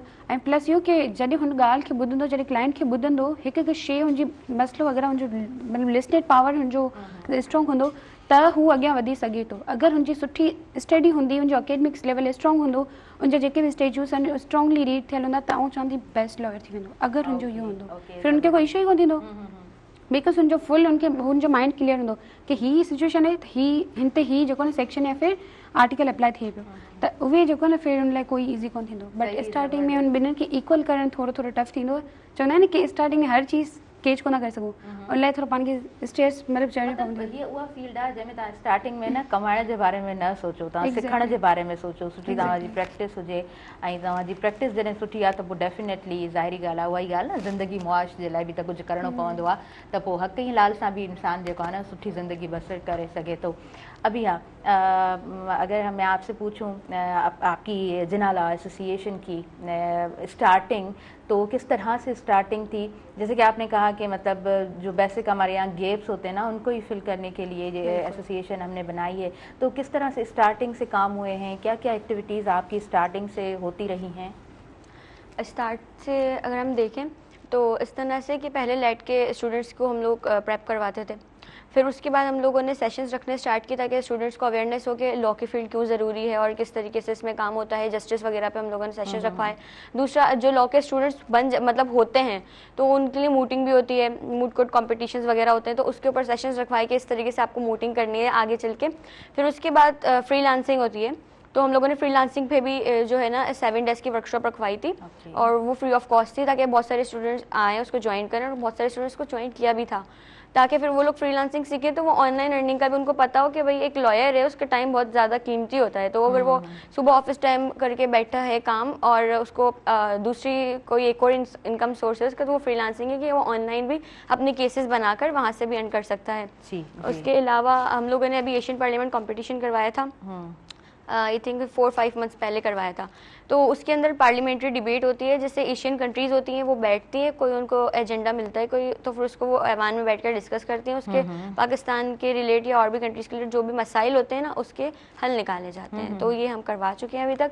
और जो हमारी अपकमिंग कॉन्फ्रेंस आई है, ये सिर्फ कॉन्फ्रेंस नहीं होगी, इसके अंदर स्टूडेंट्स को बात करने का मौका भी दिया जाएगा और मतलब इंटरेक्शन होगी, स्पीकर्स जो होंगे वो आपसे आके कम्युनिकेट करेंगे, आपको टॉपिक को पूरा समझाएंगे, उसमें आपको स्पीकिंग पे भी अवार्ड मिलेगा। और इसमें जजेस आएंगे, हमारे पास बैरिस्टर्स हैं, स्टूडेंट्स हैं, ताकि लोग समझें कि इस फील्ड में आने के बाद आपको क्या क्या मतलब मिल सकता है, आपको पता होगा कि आपके क्या क्या राइट्स हैं। ओके, ज़बरदस्त ज़बरदस्त। अच्छा गयूर तव्हांजी तरफ़ मां अॻियां वधंदमि। ऑल सिंध लॉ कॉन्फ्रेंस जी जॾहिं पाण ॻाल्हि कयूं था, lawyer conference, sorry all Sindh lawyer conference. Okay, all Sindh lawyer conference की जब हम बात करते हैं तो किस तरह से ये एजेंडा था, कैसे आपने सोचा कि ये हमें अरेंज करनी है? बिल्कुल, सबसे पहले तो ये कि इसके अंदर एक चीज़ ये सोचने वाली थी, वही जो मैंने आपको बताया कि लॉयर की फील्ड में बंदा आ तो जाता है, ठीक है, लॉ की फील्ड में आने के बाद उसको पता नहीं होता कि उसको करना क्या है, ठीक है, कि ये लॉ है क्या, ठीक है, और कैटेगरीज भी मेंशन कीजिएगा। लॉ है क्या और लॉ को समझना कितना मुश्किल है, ये कोई आसान बात नहीं है। मैं आपको एक बात बताना भूल गया पहले वाली बात के अंदर, कि हमारे उस्ताद कहते हैं कि आप जब बुजुर्ग हो जाते हैं, जब आपकी वकालत जवान होती है, ठीक है, तो ये लॉ की फील्ड इतनी जल्दी समझ में आने वाली नहीं होती कि आप अभी अभी आए और आपने आके कोर्ट ज्वाइन कर लिया और कोर्ट में आके आप ऐसे घूम रहे हैं, तो अपना टाइम ज़ाया करें। आपको चाहिए आप किताबें पढ़ें, ठीक है। इसी चीज़ों को देखते हुए, इसी सिनेरियो को देखते हुए कि वकालत के अंदर लॉ की फील्ड में लोग किस तरीके से अपना टाइम ज़ाया करें, तो फिर हमने, हमारी पूरी एसोसिएशन ने सोचा कि एक प्रोग्राम रखा जाए अवेयरनेस का, जिसके ऊपर हम लोग बच्चों को, स्टूडेंट्स को और जो बताएं कि भाई लॉ की फील्ड है क्या, ठीक है, और इसमें आपने क्या करना चाहिए। तो इसमें हमने सबसे पहले ये इनिशिएटिव उठाया कि हमने सिर्फ उन्हीं को टारगेट नहीं किया जो लॉ से फील्ड से ताल्लुक़ थे, ठीक है, हमने उनको भी टारगेट किया है कि जो लॉ की फील्ड में आना चाहते हैं, कि आपके लिए लॉ की फील्ड क्यों ज़रूरी है। जैसे मिस रोशनी ने बताया कि फंडामेंटल राइट्स हर किसी को मालूम होना चाहिए, सिर्फ हमारे लॉयर को नहीं मालूम होना चाहिए, ठीक है, फंडामेंटल राइट्स हर इंसान के, हाँ, इंसान को मालूम होना चाहिए, हर इंसान के होते हैं, मगर किसी को नहीं पता होता कि एक पुलिस वाले का क्या काम है आपके साथ और वो कितना जुल्म आपके साथ कर रहा है, ये चीज़ आपको नहीं पता, ठीक है। अगर आप लॉ पढ़ते हैं, या इतना नहीं कि आप फंडामेंटल राइट्स ही पढ़ना, तो आपको चीज़ें पता चल जाएगी, ठीक है। तो हमने इसलिए इसमें सिर्फ बाहर के लोगों को भी टारगेट किया और लॉ के स्टूडेंट्स को भी टारगेट किया। तो हमने पूरी थीम एक सेट की कि हमने इसके अंदर अपने स्पीकर्स बुलाए जो हमारे कराची से भी आएंगे, ठीक है, कराची से भी हमारे बहुत सारे स्पीकर्स आ रहे हैं, और हैदराबाद से बहुत बड़े स्पीकर जो अटॉर्नी है, ठीक है, जो मजिस्ट्रेट हैं, और बहुत सारे ऐसे स्पीकर जिनकी अपनी फील्ड में महारत हासिल करते हैं, जो मतलब इस चीज़ में आते हैं। जैसे हमने इसके अंदर एक चीज़ टॉपिक ये रखा कि एआई जिस तरीके से आपने देखा है हमारे यहाँ पर दुनिया में कदम रख रही है, बहुत ज़्यादा इन्वॉल्वमेंट है, ठीक है। तो हमने एआई का जो उसको रिलेट किया, वो लीगल फील्ड से रिलेट किया कि किस तरीके से एआई से हम लीगल फील्ड में इससे फ़ायदा उठा सकते हैं। इसके लिए हमने एक अपना बहुत सारे स्पीकर्स रखे, और हमारे यहाँ पर जो लोग, मैंने आपको बताया वकालत में टाइम ज़ाया कर रहे हैं, उनके लिए हमने स्पीकर्स रखे, और बहुत सारी चीज़ें। और सबसे ज़रूरी ये कि हमारे इस कॉन्फ्रेंस जो हम रखने वाले हैं, ये डिफरेंट लॉयर कॉन्फ्रेंस है, ये एक मेन चीज़ हमने इसमें रखी है कि कॉन्फ्रेंस बहुत सारी होती है, ठीक है, और डिफरेंट होने का मकसद ये है कि सबसे पहले तो ये फ्री है, ठीक है, क्योंकि इसमें कोई पैसे नहीं है, कोई चार्जेस के नहीं होंगे, आप आए बैठें, खाना वाना खाएं, हम आपको बिल्कुल इज्जत देंगे। और दूसरी चीज़ ये कि इसमें जो सबसे चीज़ थी वो स्टूडेंट इंटरेक्टिव सेशन हमने इसके अंदर रखा, ठीक है। अब ये है कि कॉन्फ्रेंसेस होती है, उसमें स्पीकर्स आता है और वो सुन के चला जाता है, ठीक है। हमारे और आपकी एक मेंटल कैपेसिटी होती है कि हम सिर्फ 30 मिनट तक एक बंदे की बात को सुन सकते हैं, उसके बाद हम बोर होना स्टार्ट हो जाते हैं, और अब 6 स्पीकर्स को सुनना एक स्टूडेंट के लिए बहुत मुश्किल हो जाता है। तो इसलिए हमने फिर उसमें एक चीज़ ये रखी कि हमने उसमें स्टूडेंट इंटरेक्टिव सेशन रखा, जिसके अंदर हमने बच्चों को मौका देंगे बात करने का, कि आप आए, ठीक है, 400 से 500 वकील वहाँ बैठे हुए, ठीक है, स्टूडेंट्स बैठे हैं, आप आए, अपने जज्बे को, अपने कॉन्फ्रेंस को बूस्ट करें और आए इनके सामने आके बात करें, ठीक है। ये चीज़ हमने इसके अंदर रखी। हमने इसके अंदर एक ये कि क्योंकि आपको पता है नहीं सुन सकते, तो हमने फिर ये रखा कि हमने इसको इंटरेक्टिव बनाने के लिए इसमें एक, बड़ा ज़रूरी है जी, क्योंकि आप एक जगह टाइम दे रहे, आपने 4 घंटे उसके अंदर दिए और आप वहाँ पर बैठे बातें की, हंसी मजाक की ओर चले गए, हमें कुछ हासिल नहीं हुआ। हमने इतना प्रोग्राम किया, बड़ी खूबसूरत आपने बात की कि हमें अगर कुछ हासिल नहीं हुआ तो मतलब क्या पूरा अरेंज करना। अच्छा, जॾहिं पूरी एजेंडा जी ॻाल्हि कयूं था त हिकु कैटेगरीज़ हिननि वटि डिफरेंट आहिनि, त मां बि ॿुधाइणु चाहींदमि त हिननि एम्बेसडर्स बि जेको आहे न चूज़ कया आहिनि, ऐं हिननि मूंखे बि एज़ अ एम्बेसडर चूज़ कयो आहे, त तव्हां जेको आहे न मीडिया पर्सन्स खे इनवाइट कयो, उहे बि अचनि ऐं अची करे जॉइन कनि, अटेंड कनि हिन कॉन्फ्रेंस के, जेको मुंहिंजे ख़्याल सां तमामु हिकिड़ी सुठो इनिशिएटिव बि आहे, हिकिड़ी सुठी ॻाल्हि बि आहे। ऐं ॿियो त तव्हां वटि न तव्हां वटि कोई पास न आहे त तव्हां जेको आहे सो स्पेशली तव्हां जेको आहे सो वञो ऐं वञी करे वेहो, फ्री आहे, जेके बि स्टूडेंट्स ॿुधी रहिया आहिनि उहे अची सघनि था, जॉइन करे सघनि था। ऐं लर्निंग हूअं बि जिथां बि तव्हांखे सिखण जो मौक़ो मिले, लर्न करण जो मौक़ो मिले, ऐं सम्झो था त वञी सघूं था, त उते वञिजे ऐं सिखण जी भरपूर कोशिशि कजे, ख़ासि तौर ते तमामु स्टूडेंट्स जे लाइ इहो मां चयो आहे।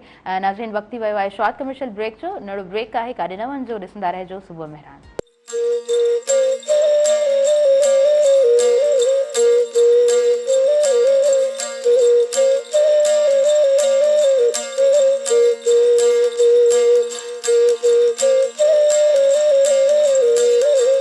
नाज़रीन सभिनी ॾिसंदड़नि खे ॿीहर भली कार चवां थी, वेलकम चवां थी अवां जे पंहिंजे प्रोग्राम सुबुह मेहरान में। प्रोग्राम ॾाढो ज़बरदस्त अंदाज़ में अवां ताईं पहुची रहियो आहे ऐं लॉ जा तमामु स्टूडेंट्स आई थिंक तव्हांखे ॾिसी करे ऐं प्रोग्राम खे बि वॉच कंदा हूंदा। सोशल मीडिया ते मां थोरो ॿुधाइणु चाहींदमि, फेसबुक ते बि पेज मौजूदु आहे मेहरान टीवी एंटरटेनमेंट जे नाले सां। सो हिते जेका बि असां ॻाल्हि ॿोल करे रहिया आहियूं, इहे सेगमेंट्स असांजा उते जेको आहे न अपलोड थींदा, तव्हां बि शेयर करे सघो था ऐं तव्हांजे तमामु जेके बि साथी आहिनि त उहे वॉच बि करे सघनि था।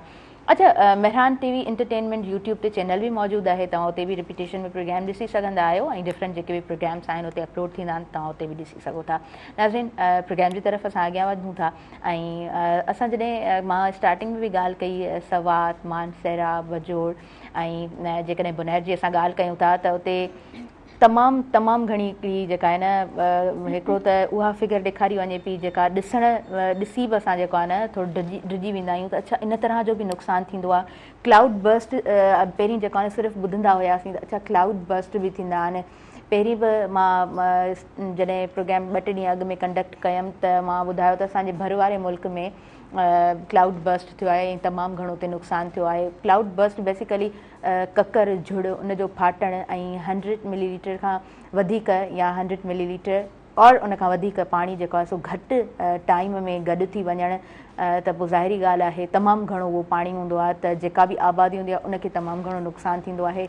जॾहिं मां बजोड़ जी ॻाल्हि कयां थी, बुनैर जी ॻाल्हि कयां थी, सवात जी ॻाल्हि कयां थी, मानसेरा जी ॻाल्हि कयां थी त 300 खां वधीक जानुनि जो नुक़सानु थियो आहे ऐं 150 खनि ॿारनि जो ॿुधायो वञे पियो त उन्हनि जी डेथ थी आहे। त इहो हिकिड़ो तमामु वॾो हिकिड़ो अलमियो आहे, हिकिड़ो तमामु वॾो नुक़सानु आहे। एमरजेंसी वारी सिचुएशन उते नाफ़िज़ थी चुकी आहे। उते अगेन असांखे ॿुधायो वियो आहे त ज़िलज़िले जा झटका बि महसूसु कया विया आहिनि ऐं ज़िलज़िले जो बि ख़तरो ॿुधायो वियो आहे त असांखे थोरो नज़र बि करणु घुरिजे त असां जूं एक्टिविटीज़ थियनि। अॼु बि मां हिकिड़ी वीडियो ॾिसी रही हुयमि ऐं कुझु टाइम उहा पहिरीं जी वीडियो ॿुधाई वञे पई जंहिंमें इलाही वणनि जी कटाई उते थी आहे ऐं ज़ाहिरी ॻाल्हि आहे उते हिकिड़ी पूरी माफ़िया हुजे थी। तव्हांखे हिकिड़ो नोटिफिकेशन मिली वियो त तव्हां कुझु वण कटे सघो था, पोइ उन जी आवड़ में माफ़िया पंहिंजो कमु करे वठंदी आहे न। हिकिड़ो शेल्टर तव्हांखे मिली वियो, तव्हां उन जी आवड़ में वरी वधीक कटाई करे वञो था। पोइ ज़ाहिरी ॻाल्हि आहे ज़मीन जूं पाड़ूं पाण ॾिसंदा आहियूं, जेको असांखे ॿुधायो वेंदो आहे, इहो नेचर आहे जंहिंखां पाण इनकार नथा करे सघूं त उहे पाड़ूं जेको आहे न हिन तरह मज़बूत हूंदियूं आहिनि त पोइ उहे पंहिंजो जेको आहे न ज़मीन खां हिन तरह साथ छॾे वेंदियूं आहिनि। पोइ ज़िलज़िला ऐं पोइ इन तरह जूं सिचुएशन्स असांजे साम्हूं अचनि थियूं ऐं बेसिकली असांखे जेको आहे सो तव्हांखे ख़बर आहे त असां वटि जॾहिं ॻाल्हि करियूं था मौसम जी त ही मौसम जूं जेके तब्दीलियूं आहिनि उन जा ई असर आहिनि। सिर्फ़ु हिते न आहे, पाकिस्तान में न आहे, असांजे भर वारे मुल्क जी ॻाल्हि कयूं सिर्फ़ु उते न आहे पर पूरी दुनिया में इहो सभु कुझु थिए थो। ऐं कुझु टाइम पहिरियां बि थोरो ॿुधाइणु चाहींदमि त चाइना जूं बि वीडियोज़ ॾाढियूं वायरल थियूं त उते बि जेको आहे न असांखे इन ई तरह जी सिचुएशन मिली, पर उते तमामु जल्दी कमु थियणु शुरू थी वेंदो आहे। गवर्नमेंट ॾाढी एक्टिवली कमु करणु शुरू थी वेंदी आहे त पोइ उन तरह जा घणा नुक़सान बाद में कोन मिलंदा आहिनि। पर असां वटि अलमियो इहो आहे त शुरूअ में बि नुक़सान थींदा आहिनि, बाद में भी तमामु घणा नुक़सान थींदा आहिनि। अच्छा, अॻियां वधूं था, थोड़ा मैं अभी आपसे पूछना चाहूँगी इस तरह से जो हमारी इमरजेंसी सिचुएशन आ जाती है उसके पीछे क्या वजूहात होती हैं? हमारी गवर्नमेंट पहले क्यों नहीं काम कर सकती पाकिस्तान में? हम KPK की बात करें या कहीं भी, मतलब पाकिस्तान की अगर मैं बात कर रही हूँ तो मैं इस पे ये राय रखती हूँ कि अगर हमारा इंफ्रास्ट्रक्चर है ना, इसको पहले से स्ट्रॉन्ग करना चाहिए हम लोगों को। जिस तरीके से कराची है उसकी तो बिल्कुल हालत ख़राब हो रही है। आप देखेंगे तो वहाँ पे जगह जगह पे गड्ढे होते हैं, वहाँ पानी भर जाता है। अब थोड़ी भी बारिश होती है तो पानी भर जाता है, तो लोग मौसम को एंजॉय नहीं कर पाते हैं बल्कि एक मुश्किल में आ जाते हैं। तो हमारी गवर्नमेंट को चाहिए कि वक्त के साथ साथ जिस तरीके से हमारा बजट निकलता है ना, मंथली या ईयरली, जिस तरह से बजट सेट होता है, तो उनको चाहिए कि वो उसको उस तरह से इंफ्रास्ट्रक्चर पे यूटिलाइज करें, उसको वहाँ पे स्पेंड करें ताकि हमारा इंफ्रास्ट्रक्चर बेहतर हो सके। जब वो बेहतर होगा तो जाहिर सी बात है यहाँ पे टूरिस्ट भी अट्रैक्ट होंगे हमारे पास। बिल्कुल बिल्कुल। और दूसरी बात है कि यहाँ के जो लोग हैं वो भी सुकून से मौसम को एंजॉय कर पाएंगे और अपनी लाइफ को जी पाएंगे। नहीं तो बारिश वगैरह होती है, एंजॉय तो कर रहे होते हैं लेकिन उनको एक टेंशन भी होती है कि ज़्यादा पानी भर जाएगा तो ये इशू होंगे, ये होगा, और होते भी हैं। जी रोशनी, तव्हां खां बि थोरो ॼाणणु चाहींदमि, तव्हांजी छा राय आहे त असां वटि ठीकु आहे गवर्नमेंट जी तरफ़ खां असां वटि जेको आहे न ॿुधायो वेंदो आहे त तव्हां वटि जेको आहे एमरजेंसी सिचुएशन हिन तरह थी सघे थी, पर उनजे पोयां गवर्नमेंट छा कमु करे रही हूंदी आहे या आम पब्लिक पंहिंजो पाण खे बचाइण जे लाइ छा करे रही हूंदी आहे? अकॉर्डिंग टू माई पर्सपेक्टिव मतलब अगर ॾिठो वञे न विजिटिंग पॉइंट्स अगर ॻाल्हि कयां पंहिंजे पाकिस्तान बेस्ड आहे नॉर्दर्न एरियाज़ जे हिसाब सां टूरिस्ट हिते अचनि ऐं हू कनि लेकिन पंहिंजी गवर्नमेंट आहे न उनखे बजट ईंदो हुए न लेकिन ऑन द स्पॉट यूटिलाइज़ कोन कंदी आहे। जॾहिं का एॾी एमरजेंसी सिचुएशन अची थी वञे जॾहिं का एॾी मतिलबु सडन सिचुएशन अची थी वञे त उनखे बि थोरो मतिलबु गैप ॾेई देन मतिलबु हू यूटिलाइज़ कंदा आहिनि पंहिंजो बजट वग़ैरह। त इनखे मुंहिंजो पॉइंट ऑफ व्यू इहो कि उन्हनि खे जल्दी कमु करणु खपे उनखे एॾा स्ट्रॉन्ग रोड्स वग़ैरह ठाहिणु खपनि बिकॉज खड्डा हूंदा न त उनमें वाकई मतिलबु जाम रेजिस्टेंस ईंदी ऐं उनमें उन करे ई जेको आहे न इहो पंहिंजी सिचुएशन ख़राबु थिए पई। जीअं हिन ॿिया ॻाल्हि कई कि जेको आहे न इहो खड्डा जाम हूंदा आहिनि ऐं रोड्स वग़ैरह माण्हू खे अचु वञु वग़ैरह उन करे हाईवे मतिलबु जेको ट्रैफिक वग़ैरह केॾो थो थी वञे त हिकिड़ो उहो बि सिचुएशन ॾाढी मतिलबु किनी करे छॾींदो बुरी करे छॾींदो त गवर्नमेंट खे खपे कि हिन जेको ऑन द स्पॉट ही जेको यूटिलाइज़ करे ऐं या ईअं बि पाण चई सघूं था न हिकिड़ो असां वटि बैकअप प्लान बि हुजे जेकॾहिं असां वटि का एमरजेंसी थिए थी त पोइ असांजी गवर्नमेंट छा करे हूंदी आहे मतिलबु पहिरीं असां वटि टेंट सिटी छो असांखे नज़र न ईंदो आहे त बाबा जेकॾहिं कुझु बि थिए त असां माण्हुनि खे जल्दी सां होॾे शिफ्ट करे वठूं या असां वटि छा उन टाइम ते कीअं कमु थी रहियो हूंदो आहे माण्हुनि जूं जानूं छो कोन बची सघंदियूं आहिनि त इन जो पॉइंट डेफिनेटली गवर्नमेंट जा कुछ इक़दामात ज़रूर हुजणु खपनि। अच्छा गयूर आपसे भी पूछना चाहूँगी कि क्या रीज़न होते हैं क्या समझते हैं कि इस तरह की इमरजेंसी बाद में हो जाती है? अच्छा जी सबसे पहले तो ये कि ये हमारी नाअहली है गवर्नमेंट की, ठीक है। इस चीज़ को आपने देखना चाहिए कि 2022 के अंदर भी यही सिचुएशन रही थी। हमारे अगर सिंध की बात की जाए तो सैलाब आया था और सैलाब ने कई ज़िंदगियां तबाह की थी, कई गांव तबाह किए थे, कई फसलें तबाह की थी, ठीक है। लेकिन आप पे उसने कोई हल निकाला नहीं, आपने कोई हल नहीं निकाला उस चीज़ का। उसके बाद ये कि अभी रिसेंटली अगर बात की जाए तो उससे पहले भी फ्लड हुआ था, ठीक है। केपीके के अंदर 13 से 15 लोग जो एक ही फैमिली के मरे थे, ठीक है। आपने उसके बाद भी कोई इसका कोई नहीं निकाला हल, दोबारा से फिर वही सिस्टम हुआ। आप लोगों को इसके हल की तरफ जाना चाहिए ना कि इसमें ये होता क्यों है, ठीक है। चलो हो रहा है, चलो नेचुरल चीज़ है, ठीक है, हो रहा है, लेकिन आपने क्या इसका हल निकाला? आपने कोई इसका हल नहीं निकाला। आपको ये करना चाहिए, ठीक है। लास्ट टाइम भी हमने इस पर एक बात की थी कि डिजिटलाइज अलार्म सिस्टम होते हैं। आपने जापान का हाल देखा है, जापान में कितने ही ज़लज़ले आते हैं, कितनी सुनामियाँ आती हैं, ठीक है। करते हैं लाइव कॉलर हैं, पहले हम उनको प्रोग्राम में शामिल करें। हेलो अस्सलाम वालेकुम। हेलो अस्सलाम वालेकुम। वालेकुम सलाम जी तव्हांखे मां वेलकम चवां थी। पंहिंजो नालो ॿुधाइजो, किथां खां ॻाल्हायो पिया? सुठे प्रोग्राम करण जे लाइ मुबारकूं जी। महिरबानी। ओके जी, थैंक यू। यूं सुठो होस्ट मिलियो पर तव्हां बहितरीन होस्ट मां शामिल आहियो। प्रोग्राम भी सुठा था पेश कयो, अॼु भी सुठा गेस्ट घुराया अथव। कल जेका अॼु हिकिड़ी गेस्ट घुराई हुयमि जेका एनजीओ जी हुई, मां देर सां लेट सां प्रोग्राम ॾिठो, हुनजो नालो मूंखे नथो अचे। मूंखे एनजीओ में शामिल थियणो आहे त उन अॼु जेको ॾस या पतो या नालो हुमेरा शम्स शेख साहिबा जी कल एनजीओ जी हुई न। हेलो तव्हांखे आवाज़ मुंहिंजो अचे पियो? हुमेरा शम्स नूर साहिबा कल जे प्रोग्राम में मौजूद हुई। हां अचे थो आवाज़? जी हाँ जी हाँ। हां नालो रुगो ॿुधायो उनजो। हुमेरा शम्स शेख साहिबा। केर? हुमेरा शम्स शेख साहिबा कल जे प्रोग्राम में मौजूद हुयूं। जो आवाज़ मूंखे लथो न सोचे न थोरो सिग्नल्स जो प्रॉब्लम थी सके थो। तव्हां बाद में जेको आहे सो प्रोग्राम रिपीटेशन में ॾिसिजो या फेसबुक ते मां पहिरीं ॿुधाए चुकी आहियां। तव्हां बाद में मां हीअं त म्यूट करे छॾियो आहे आवाज़ पर मां। ओके ओके थैंक यू वेल थैंक यू। तव्हां प्रोग्राम में शामिल थी वियो। तव्हां कंट्रोल रूम में जेको आहे न वधीक तफ़सील जेके बि तव्हां ॼाणणु चाहियो था तव्हां उतां पुछी सघो था, तव्हांखे आसानी सां जेको आहे न ॿुधाए छॾींदा त तव्हांखे ख़बर पइजी वेंदी। थैंक यू सो मच तव्हां प्रोग्राम में शामिल थियो। जी गयूर प्लीज़। अच्छा जी, तो हम बात कर रहे थे कि हमारे यहाँ जो इस तरीके के हालात हो जाते हैं एकदम से, सैलाब आते हैं, फ्लड आता है और ये जितनी भी चीज़ें आ रही हैं ज़लज़ले, आपको चाहिए कि आप इसके लिए कोई डिजिटलाइज सिस्टम लगाए ना, ठीक है। जिस तरीके से जापान ने अपना सिस्टम इंफ्रास्ट्रक्चर अच्छा किया, ठीक है, और उन्होंने अपने बजट को यूटिलाइज़ किया और ऐसी चीज़ें लगाई कि जिनसे उनकी ज़िंदगियाँ, उनके शहरियों की ज़िंदगियाँ बचाई जा सकती है। आपने देखा कि वहाँ पर किस तरीके से अलार्म सिस्टम कि जब सुनामी आने वाली होती है तो अलार्म पूरे शहर में बज रहा होता है, ठीक है, कि लोग वहाँ से चले जाते हैं। आपने बात की सवात की, बुनेर की, किस तरीके से वहाँ से 300 से ज़्यादा लोगों की वहाँ पर वो हुआ, कितने ख़ानदान तबाह हो गए कि अगर देखा जाए अगर ये सिस्टम ने अपलोड किया होता वहाँ पर, ठीक है, तो काफ़ी सारी ज़िंदगी बचाई जा सकती थी। ये कोई इतना वो नहीं है। आपके पास आईटी के बहुत सारे लोग माहिर बैठे हैं, आप स्टूडेंट्स को मौका दें, ठीक है, आप उनके आइडियाज़ लें, ठीक है। आपने आइडियाज़ लिए तो हैं मगर आप उनको इम्प्लीमेंट नहीं कर रहे, ठीक है। आपके पास बहुत सारे आइडियाज़ हैं ऐसे जो आप इम्प्लीमेंट करें तो लोगों की जानें बचाई जा सकती है, मगर आप लोग नहीं करें। इन चीज़ों को यूटिलाइज़ करेंगे तो जिन चीज़ों से जो हमारे हालात दिन ब दिन कुशीदा हो रहे हैं, ठीक है, जो हमारे पास जो नेचुरल चीज़, नेचुरल डिजास्टर आते हैं, इन चीज़ों से बच सकते हैं। बिल्कुल, और बैकअप प्लान बहुत ज़्यादा ज़रूरी बहुत ज़्यादा है। ज़रूरी है। असां जहिड़े मुल्क में तो तमामु घणो ज़रूरी थी वञे थो, छो त हर साल असां जेको आहे न का अहिड़ी सिचुएशन असांजे साम्हूं हूंदी आहे जंहिं ते ॻाल्हाइण खां 10 दफ़ा पहिरीं असां जेको आहे न सोचे रहिया हूंदा आहियूं त हिन तरह जी सिचुएशन जे बाबति असां आख़िर छा ॻाल्हायूं ऐं गवर्नमेंट ते आख़िर असां केतिरो ॻाल्हायूं। सो जेकॾहिं थोरो असां वटि ध्यानु हूंदो ऐं थोरो जेकॾहिं सुठो कमु करण जी ख़्वाहिश बि हूंदी न, त मुंहिंजे ख़्याल सां कमु सुठो थी सघे थो। अच्छा, कल्ह जे ॾींहं ते बि हिकिड़ी मां वीडियो ॾिठी पई त असांजी जेका नेशनल मीडिया आहे, जॾहिं ख़ूबसूरती जी ॻाल्हि थींदी आहे, जॾहिं सूंहं जी ॻाल्हि थींदी आहे, त एतिरो ॻाल्हायो वेंदो आहे, एतिरा प्रोग्राम्स कंडक्ट थींदा आहिनि, एतिरा जेको आहे न माण्हू अची रहिया हूंदा आहिनि, तव्हां स्क्रीन ते ॾेखारे रहिया हूंदा आहियो, पर जॾहिं हिन तरह जी सिचुएशन थिए थी त पोइ सभु चुप छो आहिनि? त इहो बि हिकिड़ो वॾो सुवालु आहे, इहो बि ॾाढो वॾो हिकिड़ो अलमियो आहे। अच्छा जी, अभी आपकी तरफ में आती हूँ, अभी के अपकमिंग प्लान्स क्या हैं, मतलब अभी को क्या करना है, या बिजी हैं अभी एजुकेशन में ही, और तमाम ये जो जाहिर सी बात है यूनिवर्सिटी जो टाइम होंदो है उनमें तो माण्हू पंहिंजी स्टडी में ही बिजी रहे तो?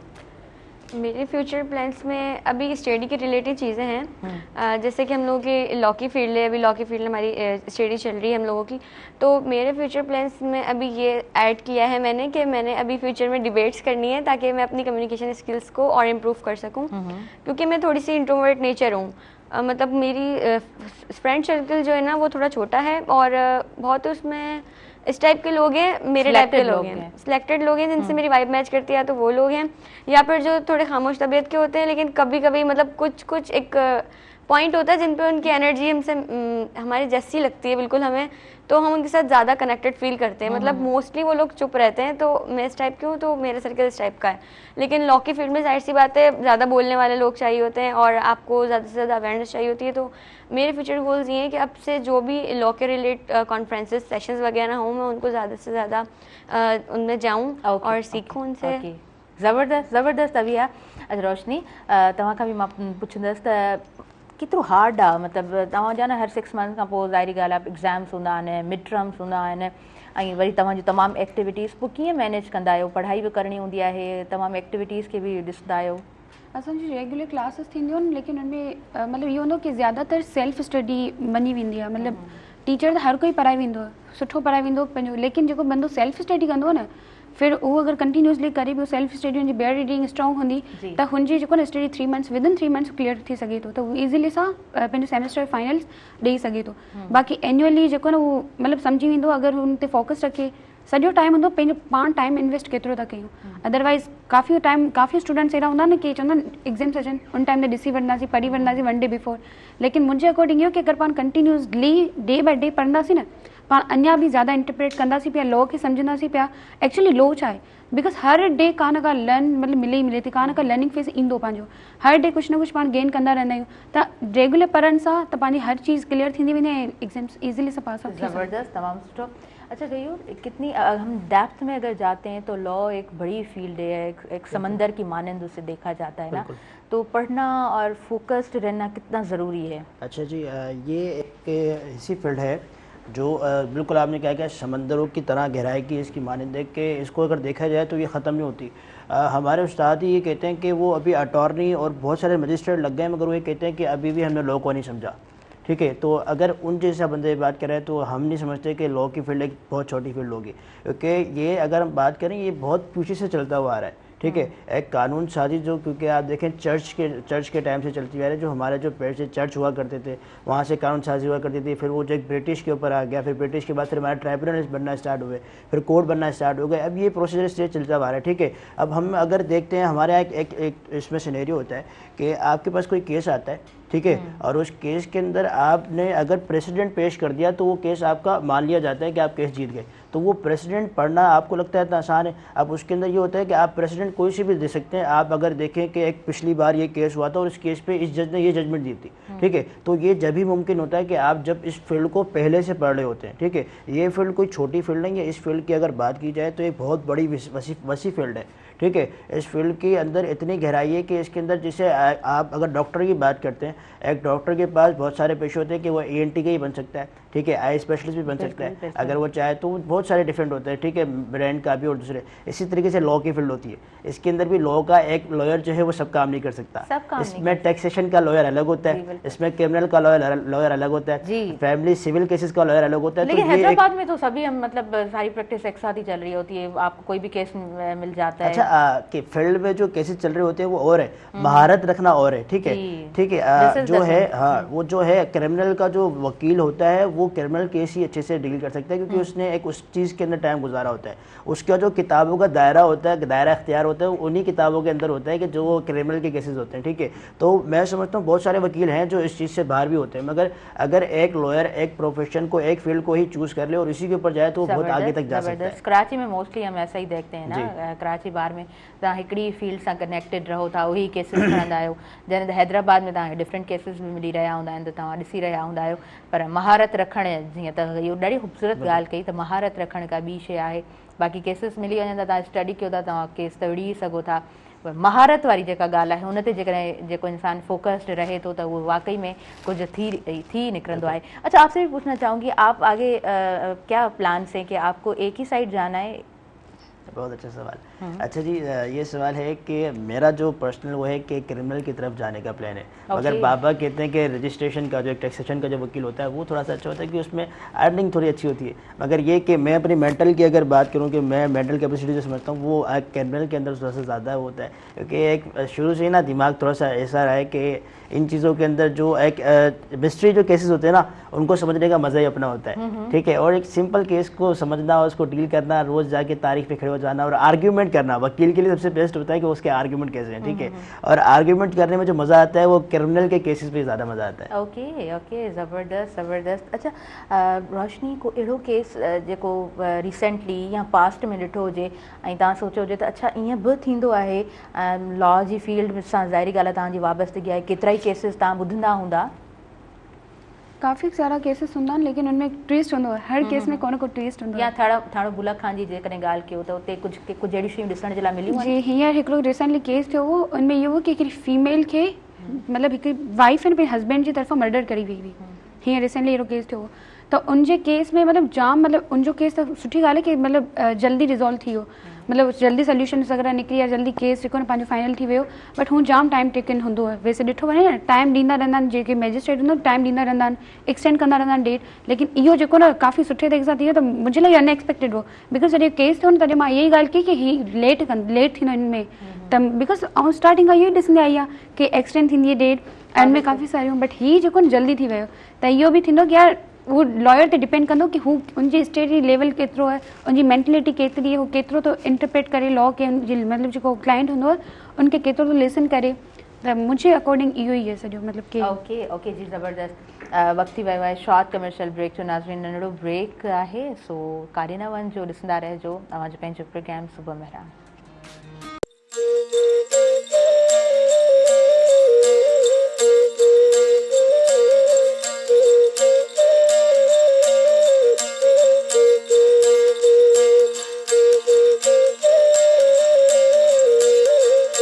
नाज़रीन सभिनी ॾिसंदड़नि खे ॿी भली कार चवां थी, आवाज़ पंहिंजे प्रोग्राम सुबुह मेहरान में नंढड़ो ब्रेक हुयो, ब्रेक खां पोइ वापसि अची चुका आहियूं। अच्छा, घणो टाइम न थी वेठा हिननि स्टूडेंट्स की तरफ़ ही अॻियां वधां थी। अभी घुमण फिरण जो छा सीन हूंदो आहे, टाइम मिलंदो आहे या मतलब घर में ही हिकिड़े रूम में पढ़ाई ऐं तमाम एक्टिविटीज़ सब शयूं? जब पढ़ाई का टाइम होता है तो पढ़ाई करते हैं, और जब पेपर्स वगैरह से फ्री हो जाते हैं, पता होता है कि अब पेपर्स ख़त्म हो चुके हैं, तो फिर माइंड को रिलैक्स करना होता है, तो फिर जाहिर सी बात है घूमते फिरते हैं। हैदराबाद में भी घूमते हैं, हैदराबाद में इतनी कोई खास जगहें नहीं है, बस 2-3 मॉल्स हैं हमारे पास, रानी बाग वगैरह हैं, और जहाँ फ्रेंड्स के साथ गैदरिंग हो जाती होगी फ्रेंड्स के साथ, लेकिन फिर जब जाहिर सी बात है पेपर्स खत्म होते हैं तो पता होता है कि अब अभी थोड़ा गैप है पढ़ाई में, तो फिर कराची वगैरह चले जाओ, कहीं चले जाओ, तो फिर मज़ा आता है, क्योंकि वहाँ पे ज़्यादा कजन से वहाँ सी साइड है। जैसे अभी मौसम अच्छा है ना, तो मूड होता है कि चलो कुकिंग कर लेती हूँ, क्या अच्छा बना लेती हैं? मैं चाइनीज़ बना लेती हूँ अच्छा, और बिरयानी भी बनानी आती है, हैदराबादी चिकन बिरयानी। ज़बरदस्त। अभी आप पढ़ने का टाइम, मतलब वैसे तो ज़ाहिर सी बात है कोर्स वर्क हूंदो आहे, उनखे त पढ़णो ई हूंदो आहे, उन खां हटी करे कुछ बुक्स वगैरह पढ़ंदा आहियो? जी, मुझे ज़्यादा बुक्स पढ़ने का ज़्यादा शौक नहीं है, लेकिन मेरी मोस्टली होती है कि मैं रात में पढ़ती हूँ। मतलब लोग होते हैं ना सुबह उठ के एकदम से स्टार्ट कर देते हैं पढ़ना, मुझसे सुबह नहीं पढ़ जाता। लाइक सुबह अगर आप यूनिवर्सिटी से आ गए ना तो उसके बाद मैं थोड़ी देर रेस्ट करूंगी, उसके बाद शाम का जो टाइम होता है ना, मॉर्निंग टाइम मी टाइम होता है तो उसमें नहीं होता पढ़ना लिखना। अच्छा, ड्रेसिंग की सिलेक्शन किस तरह होती है? ये ड्रेसिंग की सिलेक्शन इस तरह से होती है, मतलब मुझे बहुत ज़्यादा लाउड चॉक कलर नहीं पसंद है, और अगर मुझे कोई डार्क कलर पसंद भी आता है ना तो मेरा ये होता है कि उसमें मैं प्लेन रखूं, लाइक एक कलर या 2 या 3 कलर बस। ज़्यादा होते हैं ना एक ड्रेस में बहुत ज़्यादा कलर, उसमें बहुत ज़्यादा फ्लॉवरी होता है, उस टाइप के ड्रेसेस मुझे नहीं पसंद आते। ओके, सोबर सिंपल हो, थोड़े से डिसेंट लगे। ज़बरदस्त ज़बरदस्त। अच्छा रोशनी, तव्हां खां बि मां पुछंदमि त कीअं टाइम गुज़रंदो आहे, उहो मी टाइम कीअं हूंदो आहे? उनखां अलावा जेकॾहिं थोरो स्टडी जे तरफ़ वञो था, कहिड़ा बुक्स हूंदा आहिनि, पढ़ंदा आहियो, या घुमण जो घणो शौक़ु हूंदो आहे? मुझे बेसिकली इहो हूंदो की आउं नॉवेल्स लवर आहियां, लाइक नॉवेल्स जाम ज़्यादा रीड कंदी आहियां, जेके इंग्लिश रिटन हूंदा आहिनि, ऑथर्स हूंदा आहिनि डिफरेंट डिफरेंट। त उन हिसाब सां मुंहिंजो जाम मतलब इहो हूंदो की मी टाइम में बि आउं नॉवेल्स रीड कयां। उनमां इहो की मेंटलिटी जाम मतलब मेंटली जाम पीस मिलंदो आहे, ऐं ख़बर पवंदी आहे की एक्चुअली आहे छा, मतलब पंहिंजे पाण खां हटके काफ़ी कुछ ख़बर पवंदो आहे। बाक़ी मी टाइम में इहो हूंदो आहे की कुछ मतलब आउं वीडियोस ॾिसी वठंदी आहियां, फिर वीडियोस ठाहिण वग़ैरह, इहो मूंखे ज़्यादा पीस ॾींदो आहे। लाइक सॉन्ग मतलब म्यूज़िक वग़ैरह ऐं जेको वीडियोस वग़ैरह ठाहिण ज़्यादा पीस ॾींदो आहे। बाक़ी रीडिंग त मतलब मी टाइम में रीडिंग। ओके, कोई हिकिड़ो सुठो नॉवल जेको तमामु तव्हांजा फ्रेंड्स यूथ मेंबर्स ॿुधी रहिया आहिनि, ॾिसी रहिया आहिनि प्रोग्राम, उन्हनि ताईं जेकॾहिं तव्हांजो ही क्लिप वञे, तव्हां कहिड़ो नॉवल सजेस्ट दी कंदो? Good faith. ओके, दी गुड फेथ तमामु ज़्यादा बहितरीन है। इनमें इहो की इंसान है कंहिं ते मतलब हिकिड़ो हूंदो न कंफ्यूज़ हूंदो कंहिं ते ट्रस्ट कयूं कंहिं ते छा, लेकिन इहो हूंदो की हू सॼो स्पिरिचुअलिटी गॉड सां कनेक्टेड है, कि स्पिरिचुअलिटी पंहिंजो कनेक्शन कीअं थो थी सघे गॉड सां। बिकॉज इहा जेका माइंड में मतलब इंसान की मेंटलिटी, ऐं अगरि पंहिंजी नॉवल खां पहिरीं ॻाल्हि कयां न, मूंखे का इहा कैपेसिटी कोन हुई की यार गॉड हूंदो आहे, उहो छा हूंदो आहे, लाइक अहिड़ा क्वेश्चन राइज़ थींदा। बट इन पढ़ण खां पोइ न स्पिरिचुअलिटी कनेक्शन हूंदो आहे, ऐं उहो मेडिटेशन सां ज़्यादा थींदो आहे। त मेडिटेशन जे अबाउट जाम ज़्यादा नॉलेज थी, त उन मां जेको न हिकिड़ो थियो कि यार फेथ बि एक्चुअली एग्ज़िस्ट करे थो। गुड फेथ, ज़बरदस्त, तमामु सुठो। ड्रेसिंग जी सिलेक्शन कीअं हूंदी आहे? ड्रेसिंग ज़्यादातर मुंहिंजो फोकस थींदो वेस्टर्न ते। बाक़ी अगरि ईस्टर्न तरफ़ वञो त प्लेन हुजे, बिल्कुलु प्लेन हुजे, ऐं मतिलबु कुझु बि अहिड़ो कुझु न डिसेंट लुक हुजे, ऐं मतिलबु हिकिड़ो प्रोफेशनल लॻे, ऑथेंटिक हुजे उन तरफ़। बाक़ी ज़्यादा जी मल्टी कलर्स वाइब हुजनि उहे न। ओके, ज़बरदस्त ज़बरदस्त। गयूर, आपसे भी पूछना चाहूँगी, गयूर का मी टाइम कैसे होता है, और बुक्स पढ़ते हैं, शौक़ रहता है पढ़ने का? अच्छा जी, अगर बुक्स की बात की जाए तो वो एक वही होता है कि हम पढ़ते हैं जब हमारे एग्ज़ाम होता है, ठीक है। उसके अलावा हमारे को उससे हटकर मतलब हाँ, अदबी उसके अलावा अगर किताबों की भी बात की जाए तो मैं किताबों से ज़्यादा रियल लाइफ एक्सपीरियंस पे तवज्जो रखता हूँ। कि अगर मैं कुछ फारिग वक्त में होता हूँ या कुछ मेरे पास एक्स्ट्रा टाइम होता है तो मैं कोई एक्टिविटी ऐसी करता हूँ जो मेरे अंदर की जो चीज़ें हैं उनको एनहेंस करने में काम करती हैं। लाइक अगर मैं कोई एक्टिविटी कर रहा हूँ, मैं बाहर निकल जाता हूँ, ठीक है, चीज़ों को देखता हूँ, उनको समझता हूँ, ठीक है।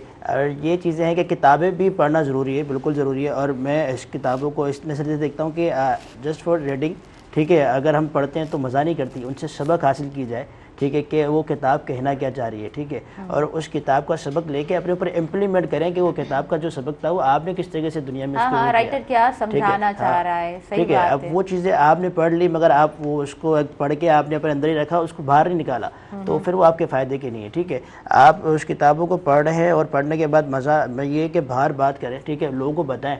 इल्म वही होता है जो फैलाया जाए, ठीक है। इल्म को आपने बाहर फैलाना बहुत ज़रूरी है, इल्म बांटना बहुत ज़रूरी है, इसको आप बढ़ाएंगे और बढ़ेगा, तो ये चीज़ें ज़रूरी है। चयो वेंदो आहे न त वाहिद दुनिया जी उहा शइ आहे, उहा दौलत आहे जेका विरहाइण सां ख़तमु न थींदी आहे, त उहो इल्मु ई आहे। डेफिनेटली तव्हां जेको पढ़ो था, जेको सम्झो था, जेतिरी तव्हांजी लर्निंग आहे, उहो तव्हां जॾहिं विरहाईंदा हलंदा आहियो त उहो इल्मु तव्हांजो वधंदो आहे। सो दुनिया जी वाहिदी दौलत आहे जेका विरहाए सघिजे थी। अच्छा, अबिया सिंगिंग भी करती हैं, आप दोनों को पता होगा, मैं भी लास्ट टाइम अबिया ने मुझसे शेयर किया था। अबिया ने ये भी कहा था कि मैं दूसरी दफ़ा जब आऊँगी तो आपको कुछ ना कुछ सुनाऊँगी, और मौसम भी बड़ा अच्छा है, और मैं बारिश भी प्रेडिक्शन है कि आज भी बारिश होगी, तो अबिया से सुनेंगे। अबिया क्या सुनाएंगी? सॉन्ग सुनाऊंगी। जी जी, सुनाएं। माइक नहीं, आपको माइक लगी हुई है ना, आप उसमें कम आवाज़ आएगी? नहीं, आवाज़ कम नहीं आएगी, आवाज़ हम वहाँ से बढ़ा देंगे कंट्रोल रूम से। संभालो जरा अपना आंचल गुलाबी, दिखाओ न हंस हंस के आंखें शराबी, सुलूकिन का दुनिया में अच्छा नहीं है।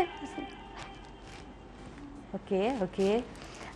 अभी यहाँ जब सिंगिंग का मूड होता है तो रूम खाली होता है, उस वक्त सिंगिंग करती हैं या अम्मी अब्बू के सामने भी करती हैं? मैंने जो सिंगिंग है ना वो अकेले रूम में करती हूँ, एक तो मैं रिकॉर्डिंग करती हूँ। मुझे जो मेरी कज़न है ना उन्होंने कहा था कि आप ऑडिशन दें, तो मेरे बाबा ने मना कर दिया। उन्होंने कहा कि पहले आप अपनी लॉ की फील्ड परस्यू कर लें, उसके बाद आपको टाइम मिलेगा तो आप करना। बाकी मेरे जब इंटर हुई थी ना तो हम लोगों की फेयरवेल थी, तो तब मैंने वहाँ पर सिंगिंग करी थी। अभी जो आवाज़ इलाही प्यारो आहे, पर जॾहिं ॻाइजे थो त स्टूडियो में आवाज़ गूंजण लॻंदो आहे ऐं उहा डबल आवाज़ ॿुधण में ईंदो आहे। मूंखे लॻे पियो तॾहिं थोरो तव्हां अटकी विया, न त ॾाढो प्यारो आवाज़ अथसि। ऐं डेफिनेटली असां जॾहिं स्टूडेंट हुजूं था त असांजूं तमामु घणियूं एक्टिविटीज़ हुजनि थियूं ऐं तमामु घणो स्टडी जे लाइ बि असांखे टाइम कढणो पवंदो आहे, हर शइ खे बैलेंस करण ॾाढो मुश्किल हूंदो आहे। अच्छा अभी कोई और सॉन्ग सुनाएंगी, 2 लाइन्स अगर सुना दें?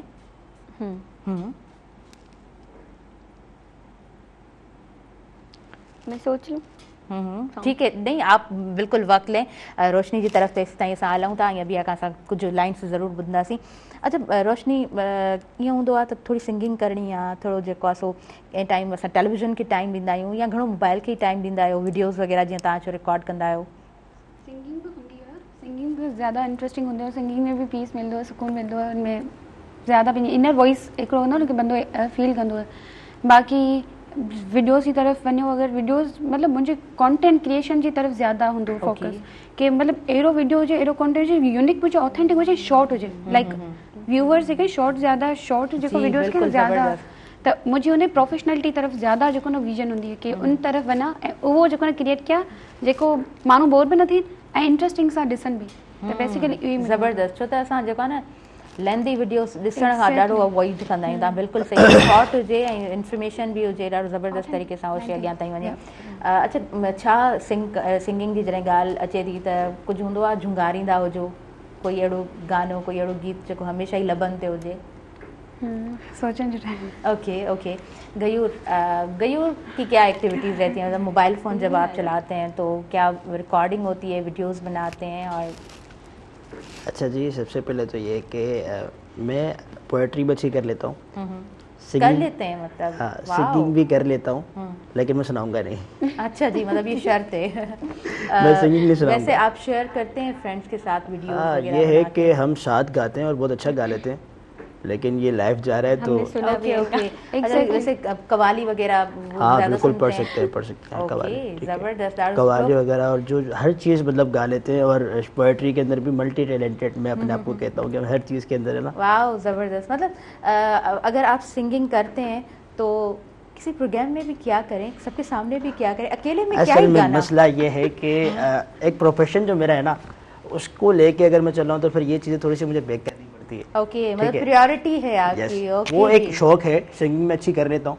मैंने बिहार को सुनाई भी थी कल, परसों सुनाई थी कंपटीशन के अंदर। हाँ, तो हम कर लेते हैं। मतलब गयूर के लिए ये घर वाले जरूर कहते होंगे कि हर वक्त ये वकील बना रहता है, और वो आपने कहा ना बचपन से बहस वगैरह का, डिक्लेमेशन, ये चीजें करना, तो ये चीज़ आपके, ऐसा कह सकते हैं ये चीज़ आपकी ब्लड में है। हाँ। अच्छा, घर में सबसे ज़्यादा अच्छा टाइम गयूर किसके साथ स्पेंड होता है? बाबा, अम्मी? तकरीबन सबके साथ ही होता है। एक तो मेरी एक्टिविटी ऐसी है कि मैं घर पे बहुत ज़्यादा कम रहता हूँ, ठीक है, लेकिन जब मैं घर पे होता हूँ तो सारे मुझसे मतलब ये कि एंगेज रहते हैं। मैं बहुत ज़्यादा सबके साथ जॉली तबीयत का मैं हूँ, और सबसे अच्छी मजाक मतलब ये कि मैं किसी के साथ कुछ नहीं बुरा चाहता तो कोई मेरे साथ बाहर भी ऐसा ही है, ठीक है, घर में भी और बाहर भी मैं सबके साथ ऐसे रहता हूँ कि मतलब मुझे कोई तुमसे मफाद नहीं है, तुम्हें कोई मुझसे मफाद नहीं है, बिना मतलब कि हम सारे एक साथ हैं, ठीक है। तो कोई मतलब किसी से नहीं रखता, और ये है कि जब सब कुछ खुद कर सकता हूँ तो किसी से कोई मतलब होना भी नहीं चाहिए। तो घर में सबसे ज़्यादा मेरी बनती है मेरे भाई से, ठीक है। तो मेरा एक बड़ा भाई है, वो बीएड एजुकेशन में उसने किया हुआ है, मास्टर, तो उनसे मेरी काफ़ी अच्छी बनती है। माशाल्लाह जी, ज़बरदस्त ज़बरदस्त। तमाम एक्टिविटीज़ आपकी बहुत अच्छी, ऐं रोशनी जो भी तमाम एक्टिविटीज़ सब सुठियूं, ऐं डेफिनेटली अबिया जूं सब एक्टिविटीज़ इलाही सुठियूं आहिनि। अबिया अभी सुनाएंगे कुछ? जी। इंडियन सॉन्ग है और पुराना होगा, शायद काफ़ी सारे लोगों ने नहीं सुना होगा, थोड़ा सा सुनाऊंगी। जी जी। तेरा इश्क है मेरी इबादत, दीदार है दिल की राहत, तेरे सजदे में सर झुकाऊं, तेरे सजदे में सर झुकाऊं, मुझे दे दे इतनी इजाजत, तू ही मेरा खुदा, तू ही मेरी दुआ, तू ही मेरा खुदा, तू ही मेरी दुआ। वो मयसर जो ख्वाब हैं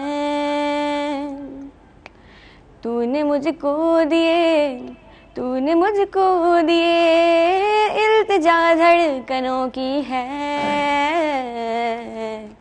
हम जुदा ना जिए, हम जुदा ना जिए, खुद में तुझे मैं छुपा लूं, बस आखिरी मेरी चाहत, तेरे सजदे में सर झुकाऊं,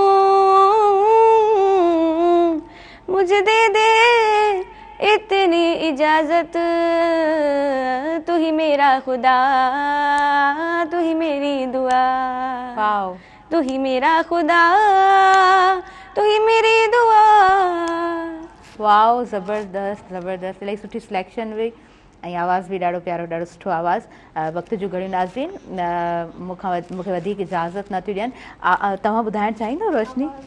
उहा डबलिंग थिए थी तंहिंजे करे। ओके, नेक्स्ट टाइम कॾहिं अच्छा मां न थोरो रिक्वेस्ट करे सघां थी डायरेक्टर साहब खे त जेको आहे न आवाज़ डबल असांजे प्रोग्राम में न अचे, इको न हुजे। जी प्लीज़, 2 लाइन्स आवाज़ ई करे न, आवाज़ न ईंदो, इको न ईंदो। Hello, if you are ready, मतलब अगर give me some time, only 2 seconds. Okay 2 seconds रोशनी खे खपनि था सोचण जे लाइ। हमेशह कोई अहिड़ो सुठो सॉन्ग जेको हमेशह ई लभनि ते हुजे। अभी आवाज़ मैंने okay okay okay, it's fine, it's fine. Last में असां मैसेज वठंदासीं, मतलब मुंहिंजी दिलि चए पई त थोरो रोशनी खां ॿुधूं, पर कॾहिं ॿिए दफ़ा कंहिं ॿिए प्रोग्राम में असां इनवाइट कंदासीं ज़रूरु रोशनी के। नाज़रीन, असां लास्ट में मैसेज वठंदासीं। अबिहा आपसे मैसेज लेना चाहूँगी, क्या मैसेज होगा अबिहा का? मेरा मैसेज ये है लॉ के स्टूडेंट्स को भी, और जो लॉ में नहीं है, जो लॉ करना चाहते हैं, कि लॉ की फील्ड को परस्यू करें लाजमी। ये बहुत ज़रूरी है कि आप एज अ लॉयर भी इसमें बहुत ज़्यादा महारत रखते हैं और रखेंगे, और आप लोगों के काम आएंगे। और अगर आप लॉ की फील्ड में नहीं भी हैं, लेकिन अगर आप लोगों को परस्यू कर लेंगे, आपको आपके राइट्स का पता होगा, तो आप अपनी फैमिली को प्रोटेक्ट कर सकते हैं, अपने आप को प्रोटेक्ट कर सकते हैं, अपने फ्रेंड सर्किल में लोगों को हेल्प कर सकते हैं। और जो दूसरा पाकिस्तान के हालात हैं, तो जाहिर सी बात है आपको अपने लॉस की पता होनी चाहिए।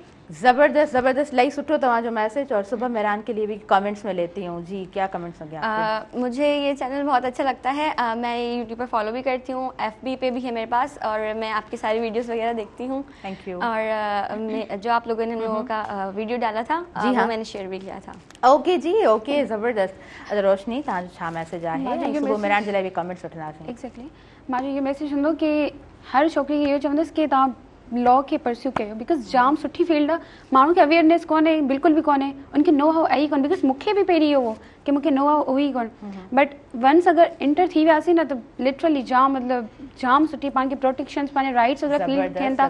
पाण सां केरु पुलिस बि पाण सां केरु मतिलबु बदसलूकी करे थो न, त पाण खे ख़बर हूंदी कि हू तव्हां कीअं, मतिलबु कहिड़े, त उहो सॼो पाण खे जेको हिकिड़ो स्केलेटन मिली थो वञे, पाण खे ओके जी, प्रोटेक्शन हिकिड़ी मिली थी वञे कि पाण खे हिन जी प्रोटेक्शन करणी आहे। जाम कुझु मतिलबु ज़बरदस्त ज़बरदस्त, इलाही सुठो तव्हांजो मैसेज। ऐं लास्ट में तव्हां खां सुबह में कमेंट्स वठंदमि, इहो बि पुछंदमि फर्स्ट अपीयरेंस आहे, कीअं लॻो आहे?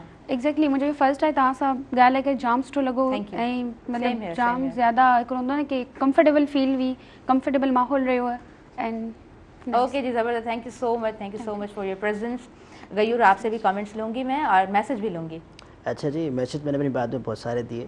मैं आपको इनवाइट करना चाहूँगा अपने आने वाले अपकमिंग प्रोग्राम के लिए। ओके, ठीक है, कि आप सबसे मेरी ये कि गुजारिश है कि अभी जो हम लोग लॉ के लिए, जो स्टूडेंट्स के लिए जो प्रोग्राम करवाने जा रहे हैं, ऑल सिल लॉयर कॉन्फ्रेंस के नाम से, आप सारे उसमें फ्री ऑफ कॉस्ट है, आप सबको फ्री ऑफ कॉस्ट ओपन करेंगे, हम सबका वार्मली वेलकम करेंगे। उसमें बहुत कुछ सीखने को मिलेगा, बहुत कुछ समझने को मिलेगा, और जो गलतियां आप लोग वकालत में करते हैं और जो सीखना चाहते हैं, ठीक है, तो वो लोग आए, हम उनको दिल से वेलकम करते हैं। और दूसरा, आप मेहरान वालों के लिए ये कि सबसे पहले तो बहुत शुक्रिया कि आप लोगों का ये आपने हमें स्टूडेंट्स को मौका दिया, ठीक है। ये हर मीडिया नहीं है प्रोवाइड करता कि इस तरीके से स्टूडेंट्स को बुला के उनको बोलने का मौका दिया जाए, क्योंकि एक जमहूरियत के अंदर सहाफ़त का जो किरदार है वो एक कलीदी किरदार रहा है, ठीक है। तो मेहरान टीवी का, आपका मिस और आपके डायरेक्टर साहब का सबका बहुत शुक्रिया कि आप लोग मौका देते हैं, आप लोग स्टूडेंट्स की वॉइस को आगे तक पहुँचाते हैं। Thank you so much for your kind words. ये असां डेफिनेटली सिर्फ़ु मूंखे न, मुंहिंजी पूरी टीम खे सुठो लॻो आहे तव्हां सभिनीनि खे हिते ॾिसी करे। Thank you so much for your valuable time. नाज़रीन मूंखे ॾींदव इजाज़त ऐं मुंहिंजी इंटायर टीम खे इजाज़त ॾींदव, मुंहिंजे आयल टिनिनि मुअज़्ज़िज़ महिमाननि खे इजाज़त ॾींदव, पंहिंजी दुआउनि में रखंदव यादि। अल्लाह निगहबान।